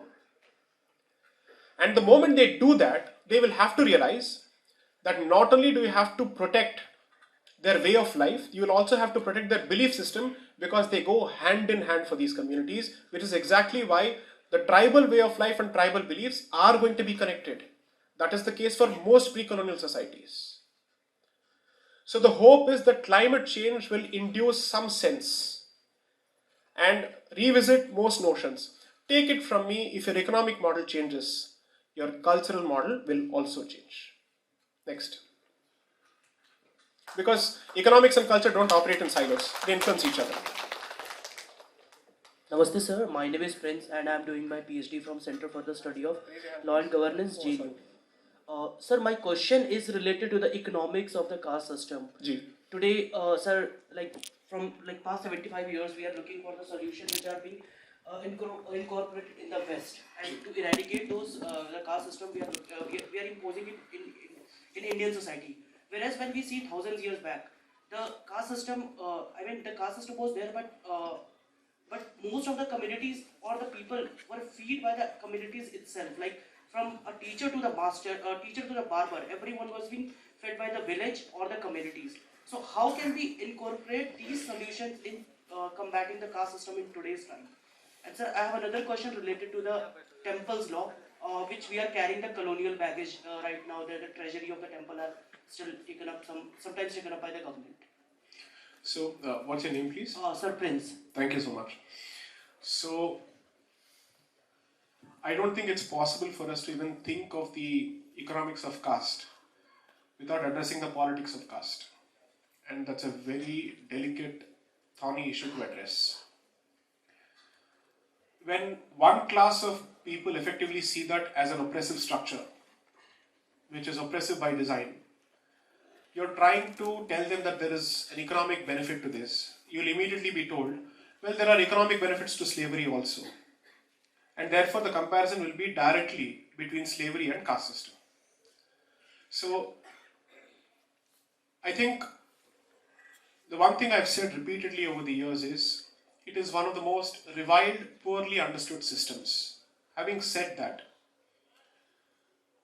gradually when people realize that the growth-based model or the service-based model which we currently have employed has resulted in paucity of quality teachers, has resulted in paucity of, let's say, people who do it with a certain code of honor and not just for the remuneration of it.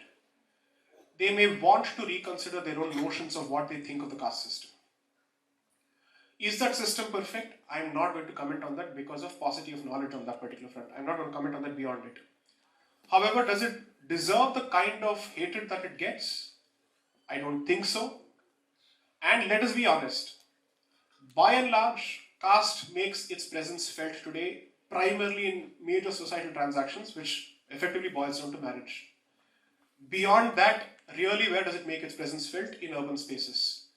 Unless you're entrenching it further and further and further through the reservation debate. So I don't see how you can claim to fight caste and also entrench caste through reservation at the same time. Then you're speaking from both sides of your mouth. It's like a Jekyll and Hyde position. It's not. You can't put it together. You can't say the same thing in the same breath. Second, in terms of contemporary relevance of caste, I have come down to this final limited position. In so-called modern secular professions, perhaps caste has no role. Because caste has an entire way of life codified, from dietary restrictions to whatnot, provided you are performing the very same vocation as your previous generation. Which is why there is a clear connection between what you eat and what you do, because you come down to the basics of Hindu philosophy, which is whether it is tamasic or sattvic or rajasic, and accordingly the food is commensurate with the profession that you start, or let's say you undertake. And by and large, since it was hereditary in nature, that used to be the case. So it was a transmission of not just the profession or skill set, it is the transmission of a way of life. That today is now limited to very small enclaves or islands, namely in Veda Patashalas, or in places where somebody is still performing a hereditary profession, such as Goldsmiths are by and large still hereditary. Weavers are still by and large hereditary. Sculptors are by and large hereditary. Exceptions exist, but exceptions only prove the rule, they don't destroy the rule.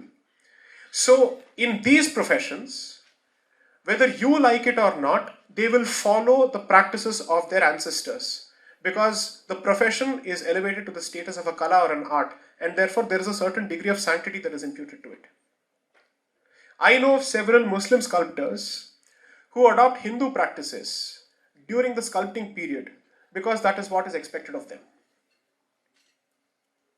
In stark contrast, in certain states, like in Tamil Nadu, what they have done is that sculpting has been reduced to a 1-year certification course, that the entire way of life has gone to the dustbin. Nobody knows what they are talking about because you have reduced an entire way of life to one certification program. This is where an art or a vocation or a profession is reduced to a career or a job. So in terms of contemporary relevance, I would say those people who subscribe to those ways of life, leave them alone.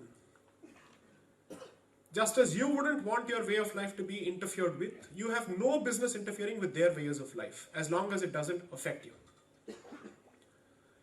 You may have perpetually offended notions or offensive notions with respect to caste. That's your problem, that's not their problem. If you're willing to leave the Jarawas of Andamans alone because you believe that they're not supposed to be interfered with, it's perhaps the last remnant group in terms of protecting that particular way of life, why wouldn't you want to extend the very same benefit of doubt and the very same position to others? Because you have chosen to ride the hide horse of a casteless society on a regular basis. So whether it will make its presence felt once more, I don't know. I really have no idea. But this much is clear. You have tried, everybody else has tried, caste is not dying. It won't die, period. You have only entrenched that identity across the board. It has only gone from 50% to 69% to 76% in certain states. So all you can do is cosmetic changes. Road के नाम से जाति को हटाओ, लेकिन certificate में पक्का डालो. The Dravidinist nonsense does the very same thing. They don't want to recognize that the Chodars were Devas, because apparently that's casteist. They don't want that. But election के time पे आपका arithmetic किस पे बैठता है भाई? Caste blocks के ऊपर बैठता है. So I don't think, at least I would want to hear about a casteless society coming from the blessed mouth of a politician. आप रख लो, please zip it. It's not important from you. So whether its value will be fully recognized and so on and so forth, okay, let's ask a much more uncomfortable question. How many people today will have the discipline and the rigor to practice all the obligations that come with following that particular way of life? From V1 to V4, let's see what happens. Because it's not an easy obligation at all. It will start with the investiture ceremony. Daily, the Nitya Karma becomes a regular part of your schedule. Dietary restrictions. You can't eat outside. Which is exactly why chowl trees were built in temples and other places for different communities to cater to their dietary restrictions. And all we can see there is Brahmanism and casteism, when in fact it was meant to cater to different dietary restrictions. Ask all these questions, it will open a can of worms. Answers exist, it's just that we don't have the stomach to stomach those answers. Next. Yes. Namaskaram, sir. Who was asking? This side, sir. Raise your hand, please. Oh, sorry. Please. Namaskaram, sir. Yes. I'm Nishant Vidyarthi. I'm a MA German student. I'm an activist, like environment activist in our campus in JNU.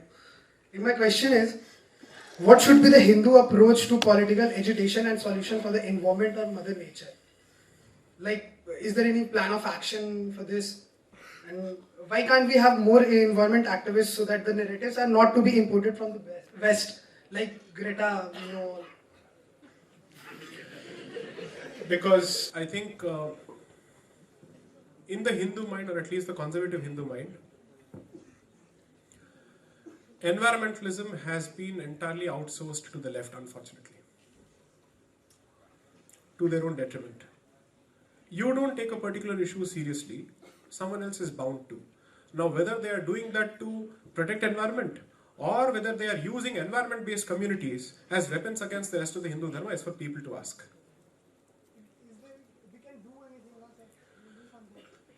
So here's what happened. So I think when this Char Dham highway and all that was being discussed, and I think the road widening of Uttarakhand was being discussed. Problem is, even those who were clearly practicing conscious Hindus, when they said road widening in such an eco-sensitive region for non-defense purposes will lead to more commercialization in a fragile eco-space, were being accused of being communists. So the discussion has now come down to these stupid binaries. I can't be a practicing Hindu, or even a Hindutavadi for that matter, and also say nature and Prakriti are an important part of Sanatana Dharma. That lesson needs to be told to the Hindus first, more than anybody else, because they seem to have divorced it in their heads. So that is effectively the Christianization of the Hindu belief system, where Prakriti no more features in your scheme of things. There is one thing, so in the book I have clearly said, one is to convert the Hindu, the second is to Christianize Hinduism. What has happened since 1857 is the second category, which is even more pernicious, which is now you look at everything about yourself through the Christian lens. So whether this practice is rational, whether this practice is modern, why on earth are you insisting on using the word modern? Do you understand its connotations? Do you understand its origins? It has a very clear colonial anti-indigenous slant to it. Don't use it.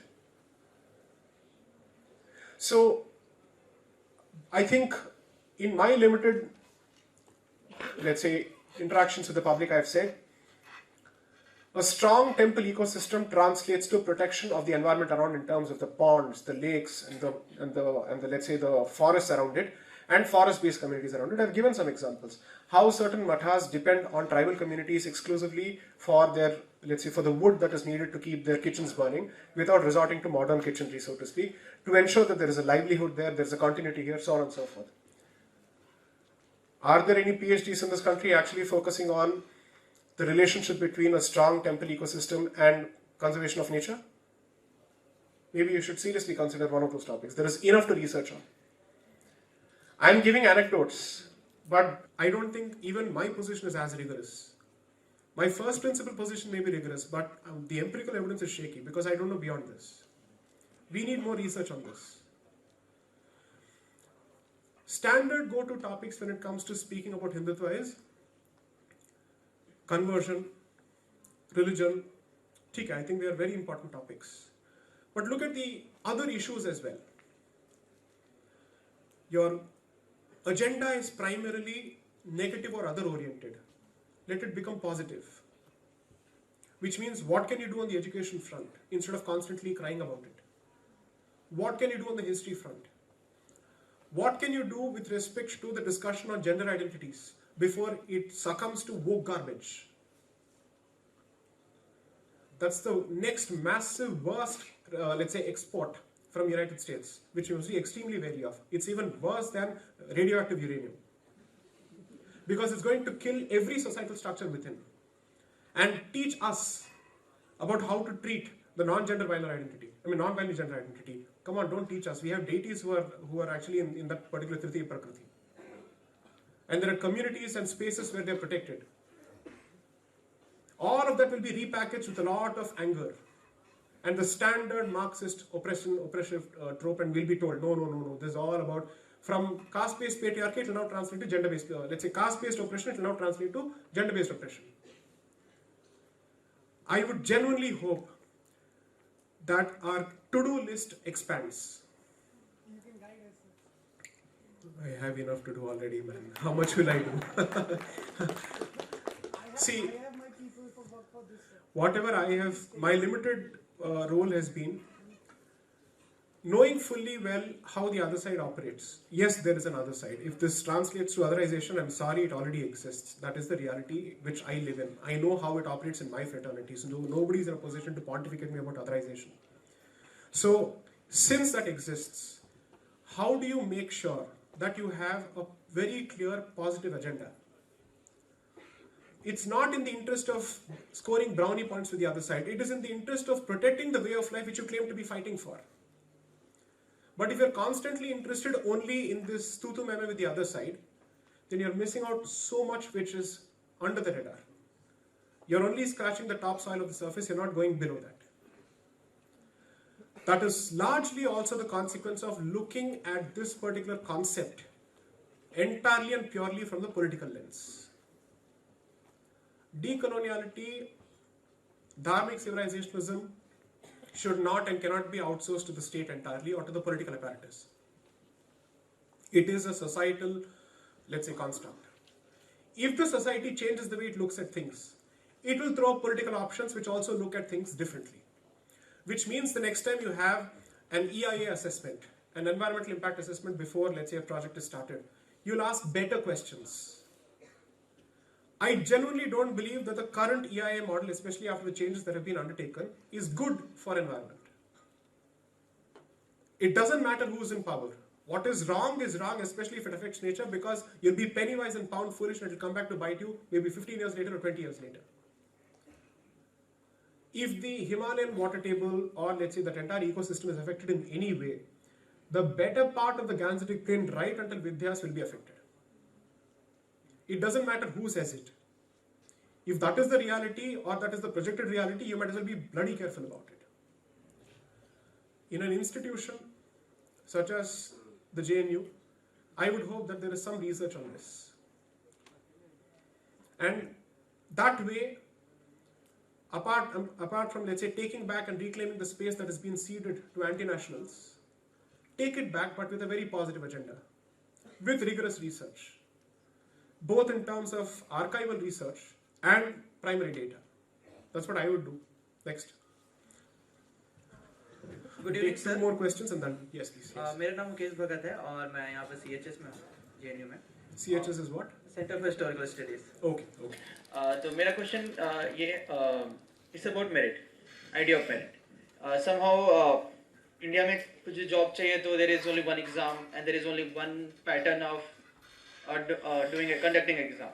So जैसे कि India एक diverse country है, so सबका background अलग अलग होता है. Somehow when there is one exam, ये एक तरीके का एक मैराथन रेस है और सबको लगता है कि सब एक जगह से स्टार्ट कर रहे हैं, पर सब नहीं कर रहे हैं. ठीक है. तो मतलब there is caste, there is class, there is gender, there is also about social upbringing कि आप किस जगह पैदा हुए, कैसा social background है, अगल बगल वाले क्या बोलते हैं, क्या सोचते हैं. And और ये question के साथ मैं आपसे ये भी सवाल है कि कैसे कि जो आदिवासी communities है इंडिया में, वो सबसे ज़्यादा somehow because of their way of life somehow वो इस जो रेस में सही से participate नहीं कर पाते. In the sense कि उनका जो वे ऑफ लाइफ है वो इसके कस्टम नहीं है कि तुमको ट्रेन नहीं करता इस एग्जाम के लिए. जी. तो मैं चाहता हूँ कि आप इस क्वेश्चन को आंसर करें, साथ ही ये भी सोचें कि जो आदिवासी कम्युनिटीज हैं इंडिया में वो समहाउ सही बैठते नहीं इस एग्जाम, मतलब इस पैटर्न के लिए. ठीक है. I think I broadly agree with the spirit of the question. I would only disagree with the use of the word Adivasi that was coined by the missionaries and the British to perpetuate the Aryan invasion theory myth. I will never support it, because Adivasi and Mool Nivasi effectively means that there is a fundamental difference between all these groups. That's where I stand on that issue. Okay, why don't you give the mic to him? I'd like to discuss with him, please.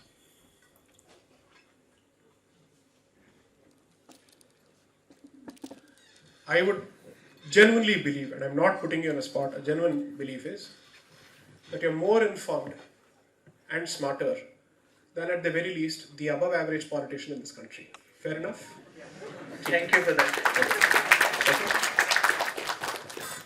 आपके हिसाब से इस diversity को accommodate करने का तरीका क्या हो सकता है, मुझे थोड़ा समझाइए. And that too for a country of the scale of Bharat, ये आप कैसे करेंगे, थोड़ा समझाइए. रिजर्वेशन अगर आपका सोल्यूशन हुआ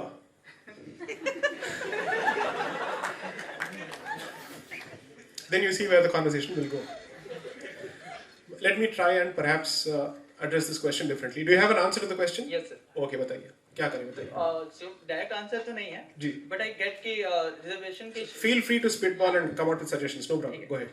तो रिजर्वेशन सबको प्रॉब्लमेटिक लगता है और इसमें क्वेश्चनेबल है, बट मैं ये चाहूंगा कि इसके वजह में एक ऐसा सोल्यूशन आए जिससे ऐसा हो कि जो पीछे छूट गए हैं उनको और ज्यादा आ जाए, ठीक है, मतलब आउटपुट और अच्छा होना चाहिए, यदि कोई बेटर सोल्यूशन हो। आपने सोल्यूशन के एक्सपेक्टेशंस बता दिया, सोल्यूशन नहीं बताया। यस, मेरे पास कोई खास प्रॉपर सोल्यूशन तो है नहीं, That's okay. So let me- but मैं ये चाहूंगा कि जो सिलेक्शन प्रोसेस होता है जी जी जी, वो केवल एक पैरामीटर पे ना हो, ठीक है, कि कोई एक एग्जाम ना हो, मतलब केवल एक ही एग्जाम पे सिलेक्शन ना हो, समहाउ आपको ये भी देखना पड़ेगा कि वो जो सामने वाला कैंडिडेट है वो कहाँ से फाइट करके आ रहा है। ऐसा जरूरी नहीं होता है कि मैराथन में दौड़ने, मतलब जो 1 किलोमीटर दौड़ता है वो शायद कैपेबल नहीं है कुछ नहीं करने के लिए, ठीक है, शायद उसके सर्कमस्टांसेस उसको 1 किलोमीटर ही दौड़ने के लिए कैपेबल या अफोर्ड करने लायक बना पाता है। तो समहाउ वी हैव टू सी कि कौन कितना दौड़ रहा है और ये भी देखें कि वो कहाँ से दौड़ते हुए आ रहा है, ठीक है, तो उसको भी फैक्टर इन करके हम सिलेक्शन कर सकते हैं। तो आई थिंक मेरे को लगता है कि अलग अलग पैटर्न्स में होने चाहिए एग्जाम, केवल एक ही पैटर्न से, मतलब यूपीएससी का केवल एक ही एग्जाम होता है, तो 4 यूपीएससी होना चाहिए। तो पेरेंट्स के सैलरी के बेसिस के हिसाब से क्या अलग अलग लेवल के एग्जाम्स रख लें? या मतलब मिडिल क्लास के लिए एक एग्जाम, अपर मिडिल क्लास के लिए एक एग्जाम, सवर्णों के लिए एक exam, can we do that? उसमें भी problem I'll tell you where the problem is. Just consider this for a moment. I come from a low middle class Tambram family, so feel free to hurl all sorts of labels at me, which has known nothing beyond mechanical engineering until my generation. Engineering may be sirf only mechanical, literally nuts and bolts. Okay. When I made the transition to law, in my profession I have to compete with people whose fathers and mothers are judges or bureaucrats.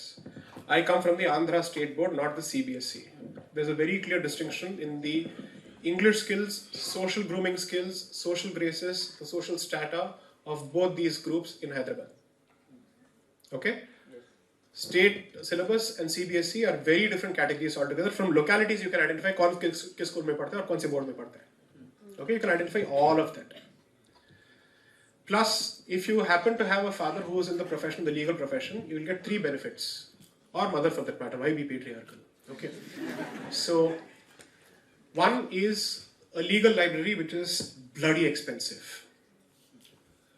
Medical books and law books are very expensive because they function on high margins of sale because the volume of sale is less. Several books are 1.5 lakhs or 2 lakhs and they must be barely 300 pages or 400 pages.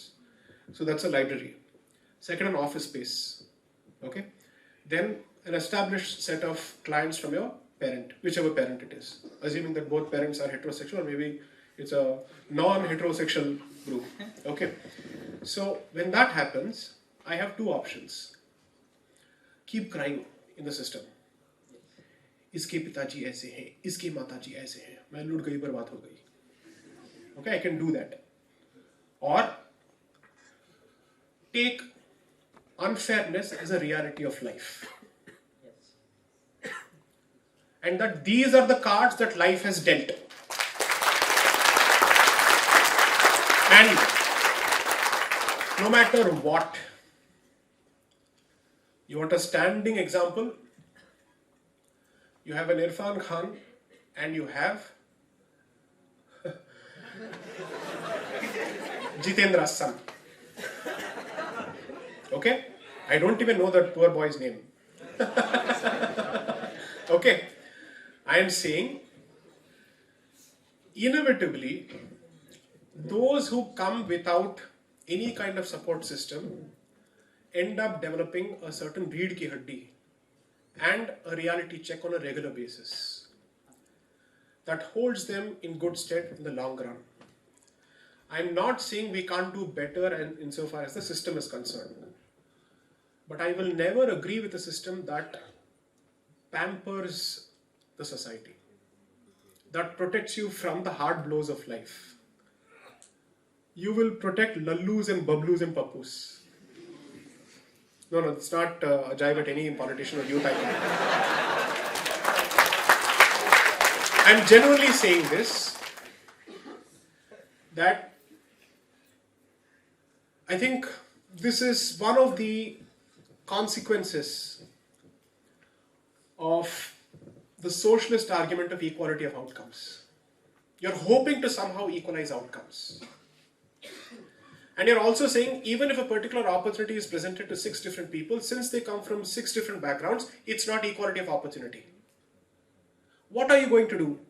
Recalibrate their entire lives before they got that opportunity? Or can you be absolutely sure how they'll use the opportunity after it's been given to them? I think you're playing too much with the element of chance and with the element of probability, which is what I think defines life significantly. At least 60% of your success is not attributable to your talent. It is attributable to the opportunity, the stroke of luck, or somebody just seeing you and saying, okay, let's give this person a chance. How much are you going to equalize? It is going to produce a set of yellow-bellied, weak people who constantly expect to be protected from competition, and competition will never be fair, it will never be equal. If that is the kind of expectation from, let's say, your society in terms of internal competition, aap khak ladenge China se. Global realities are not going to deal with this. So what is the next level of this argument? Reservation of the private sector? That's the only space left. That's the only space left. We are inching towards it thanks to what has been said in the EWS judgment. I'm someone who's spoken partially in favor of why reservations can continue for a certain period of time until there is a replacement, and I've given certain replacements. At least I've presented them as proposals. My point is, this will gradually move towards the argument kaise crystallize hoga. Let's accommodate for people who come from backgrounds which are non-English speaking. Let's accommodate for people who come from low middle class backgrounds. Let's accommodate people who come from a rich background but who don't come from an educated background, because rich is not the same as being educated. How many permutations and combinations are you going to account for in this? What kind of triangulation are you going to resort to? Don't encourage this. It's important to go through that pain. I'm not a sadist, but that pain is what translates to your ability to deal with certain situations. That the trial by fire and that rite of passage is a part of growing up. The industry, no matter how much you equalize, will find a way to accommodate the blessed word that Delhi worships, jugaad. आप इसको eliminate कर ही नहीं पाएंगे, क्योंकि किसी ना किसी का किसी के साथ कोई relationship होगा. Because everybody who gets out of the car here says, जानता हूं मैं कौन हूं. How many जानता हूं मैं कौन हूं will you accommodate? Right? Realize that nature is not horizontal. Nature has a chain. It may not be strictly vertical, it may be circular, but it may be circular in concentric circles. That means there is a hierarchy even there, whether you like it or not. Don't shield yourself from hard realities of life, because when you do it, 3 things, at the very least 2 things are going to be affected. The overall quality of people that you produce as a society is going down, and the overall quality of professionals will also go down. So I would say, try and make the system more, let's say, robust from a human intervention perspective, कि इसके साथ कोई बाहर से छेड़छाड़ नहीं करेगा. At least give me that. Which is to say that jugaad will not work beyond a point. I'm okay with privilege working, I'm not okay with jugaad working. There's a difference between the two. Which means what you've inherited by way of, let's say, of a certain family, or because of the circumstances that you've been born in a certain family, that can't be reset. But when I deserve to get that opportunity and in the final stage somebody chooses to take it away because there's a jugaad connection working somewhere, perhaps that can be reduced or eliminated to some extent. Beyond that, I don't think it's possible to do so much. And in a country like India, how much are you going to do like this? How many layers are you going to create? How many slices are you going to create? Not possible. Next. Final question, please. Hello. Yes, Sir, this side. This lady has been waiting for a while. Yes, please.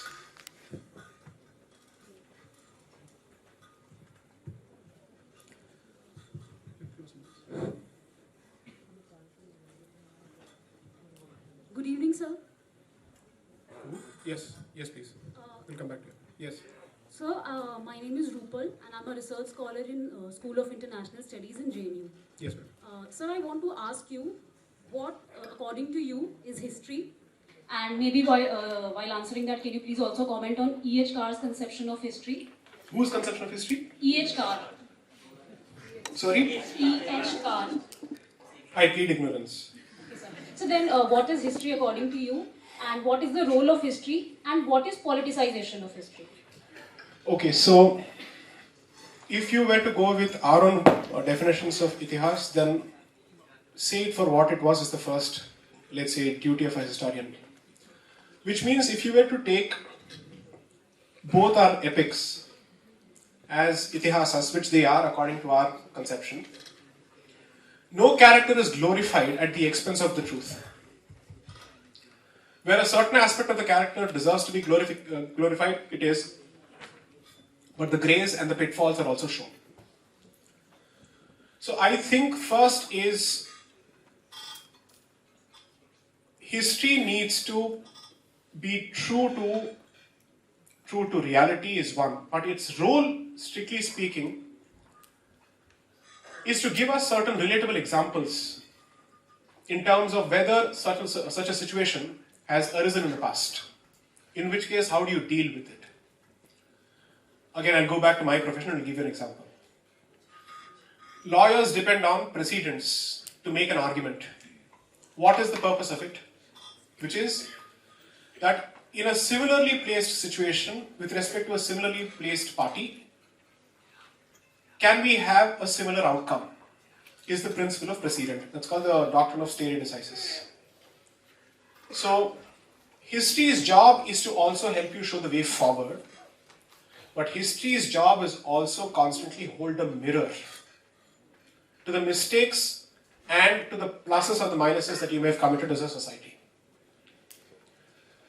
If history's job is to constantly airbrush the mistakes that you have committed, you will never learn the lessons that you're supposed to. Societies learn from their past in terms of what they can take forward, what is worth taking forward, and what is not worth taking forward. That's one role of history. Politicization of history can be for multiple reasons. So in a recent summit debate, Sri Pawan Verma and Sri Salman Khurshid effectively said that the Nehruvian dispensation fashioned a certain version of history to protect peace after the partition. Even if the goal or the intention is noble, and even if it is projected as being noble, I don't think you have any right to tamper with history. And that's one of the reasons I believe that history in the hands of any politician will be subjected to political triangulation and approximation. And one of the things that I also happen to say there is that perhaps the business of putting together history should come out of the political realm and must enter the societal realm, where you have an independent body of people along with societal participation to comment on what is it that we want our children to read and understand. So, notwithstanding the noble intentions that you may have set for yourself, noble intentions have paved the way to hell in the context of Bharat, where whitewashing of history has led to a situation where the aggressor gets to deny the existence or the occurrence of a particular genocide altogether. Altogether. It's one thing for me to forgive and move on and also hope to forget at some point. It's another thing for you to deny it altogether. So denial of history is the direct consequence of political whitewashing of history, which should never be permitted under any circumstances, because it takes away the right of a victim to say, you have done this to me in the past. I'm not asking for an eternal victimhood complex, but I'm certainly not going to be in support of someone who denies a Holocaust altogether. That must be a punishable penal crime, which it is in certain other jurisdictions. We are being told that the average Kashmiri believes that nothing happened with Kashmiri Pandits and Hindus. How can that even happen?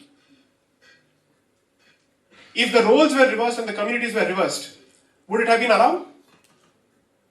We are being constantly told of Gujarat and Godhra on a regular basis. Why can't we have the same right when it comes to what happened in Kashmir? Why does the principle of logic altogether become completely different merely because the roles are different and the communities are different. So, history also has the ability to tell you what is it that you want to do in the future. And that comes from understanding what you have done or you shouldn't have done in the past.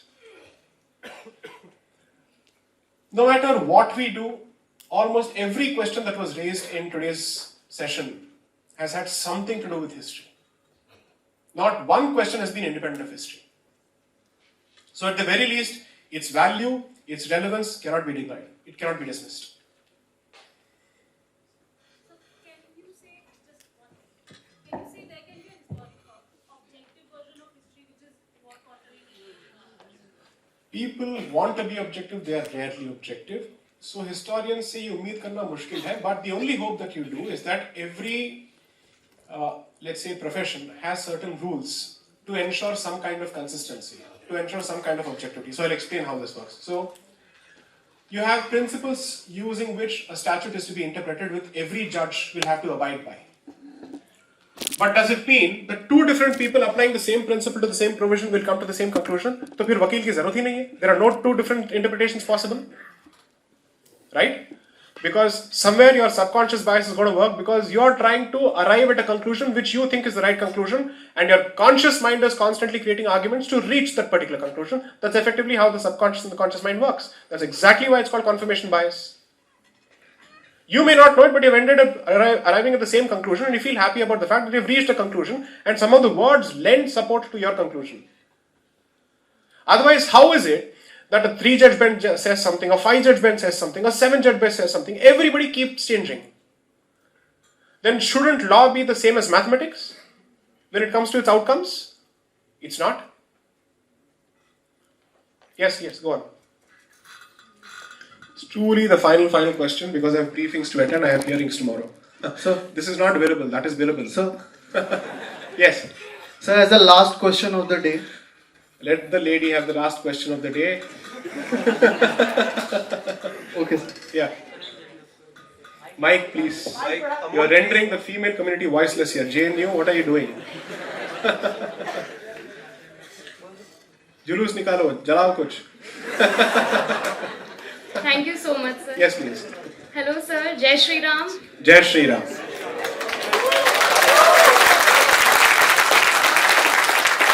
That's the voice of an empowered Hindu woman. Please. Go on. Sir, this is Nidhi Sharma from Indian Institute of Mass Communication.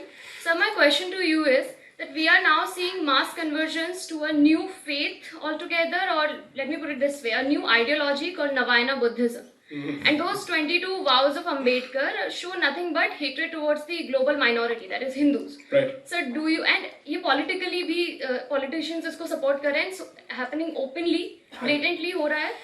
Do you consider this a fault line? If so, how detrimental it is for the civilizational cause in the long run? Extremely detrimental, a very dangerous fault line. And that's not going to be addressed as long as the subaltern discourse is not democratized. And we have more and more voices being showcased both from history and contemporary society who are proud Hindus despite sharing the background of Dr. Ambedkar. The unfortunate reality is that entire discourse has been, let's say, essentialized at the feet of one particular individual. I am not going to say that this discussion has no space for this individual, but this was not a monolithic discussion by any yardstick. There were enough Hindus who came from the very same background, who were extremely proud of both their Jati identities as well as their Hindu identities. Rarely have we been, let's say, shown their histories. They don't feature in our discussions on history whatsoever when it comes to caste-related issues. So hopefully, as part of some of my, let's say, writings in the future, I genuinely hope to bring out those realities as well and leave it to the audience to decide what is it that you wish to subscribe to. Because the very same vows, if they had come from any other person outside the Hindu fold, would have seriously attracted both 295A and 153A. It's one thing to say I'm making the transition to something else. But before doing so, if you start spewing venom on this particular community, well, this community also has rights under the law. But the problematic part is it's an internal divide, and it's a huge divide. So the fault line, to answer your question, is extremely dangerous, and it needs to be addressed as soon as possible. But again, someone like me who goes with facts, I would want to go with more facts on this particular front. So I'm sure people have noticed this transition gradually in my own position. My position with respect to Dr. Ambedkar in 2015 was something different. Over the last 7 years, with improved reading and with exposure to more literature, I have changed my positions. I've openly said on a television debate that Dr. Ambedkar is a mixed bag who needs to be understood in his entirety. Some parts you can certainly agree with, but there are some parts which are difficult to agree with without denying his personal experience or whatever is it that he may have been subjected to. I am not denying his personal experience, but your personal experience cannot be projected onto scripture, because scripture is a matter of fact, it's a matter of reading. Experience is a matter of personal feeling. Assume for a moment, you and I have a fight here, and assuming that you were a student of JNU, you said something. The fact that you said something to me which spoiled my experience here will be a reality. Would it be fair on me to get out and say, this entire institution is like this? Would that be fair to the rest of the people who are listening calmly? That's exactly what I'm trying to say. Then you'll have to change that position. Aapko change karna padega. It has to come to mean something else when it comes to its connotation about this institution. So, my point is this. To deny somebody's personal experience would be to be insensitive. I'm not doing that. But I will never let that become the darpan or the lens through which I look at my society. Because it's such a vast society with its own local, let's say, realities. Can anybody realistically say, when diversity has been the repeated subject matter of discussion here, that caste reality is the same across this country, given its diversity? Are the power structures the same? No, they are not. Does V1 to V4 interact in the same way or occupy the same top to bottom positions across the country? No, it's not. Has that been the case in history all the time? No, it is not. So, that particular aspect of the Hindu discourse needs greater democratization and more diversity. That much I'm clear about. I would want to talk about Ramana Maharishi. I'd want to talk about Narayana Guru. I'd want to talk about so many people who have stayed within the fold and who have created models to ensure that people move up the ladder as opposed to saying, let's finish the entire system altogether. If someone says that the only way to deal with the caste problem is to destroy the Hindu culture and the Hindu society and the Hindu religion as a whole, sorry, I'm not with you. I won't be with you under any circumstances. Thank you.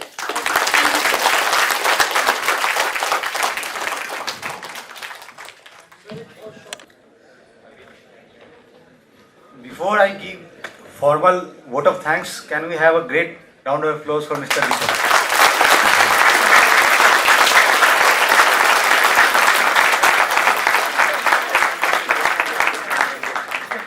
मैं हृदय से कृतज्ञ हूँ जे साई दीपक sir का, जिन्होंने वक्ता के रूप में अपना बहुमूल्य समय आज हमें दिया।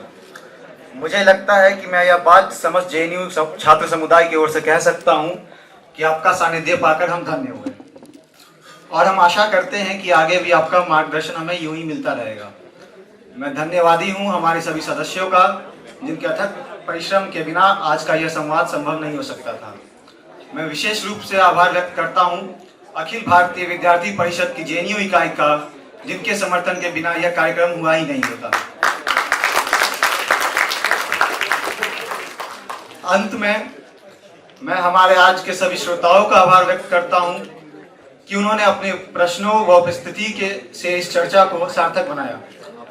वाल्मीकि अध्ययन मंडल समय समय पर ऐसी चर्चाओं, अध्ययन व पठन कार्यक्रमों का आयोजन करता रहता है। आप हमें जानें, आप हमें समझें व हमसे जुड़े, ताकि जेएनयू में प्रचलित विमर्श के भारतीयकरण में के हमारे ध्येय की ओर हम अधिक प्रखरता से बढ़ सके एवं भारत विरोधी विचारधाराओं का जड़ मूल से नाश कर सके। धन्यवाद।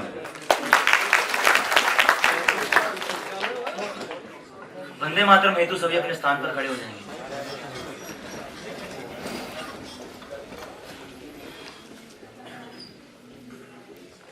वंदे मातरम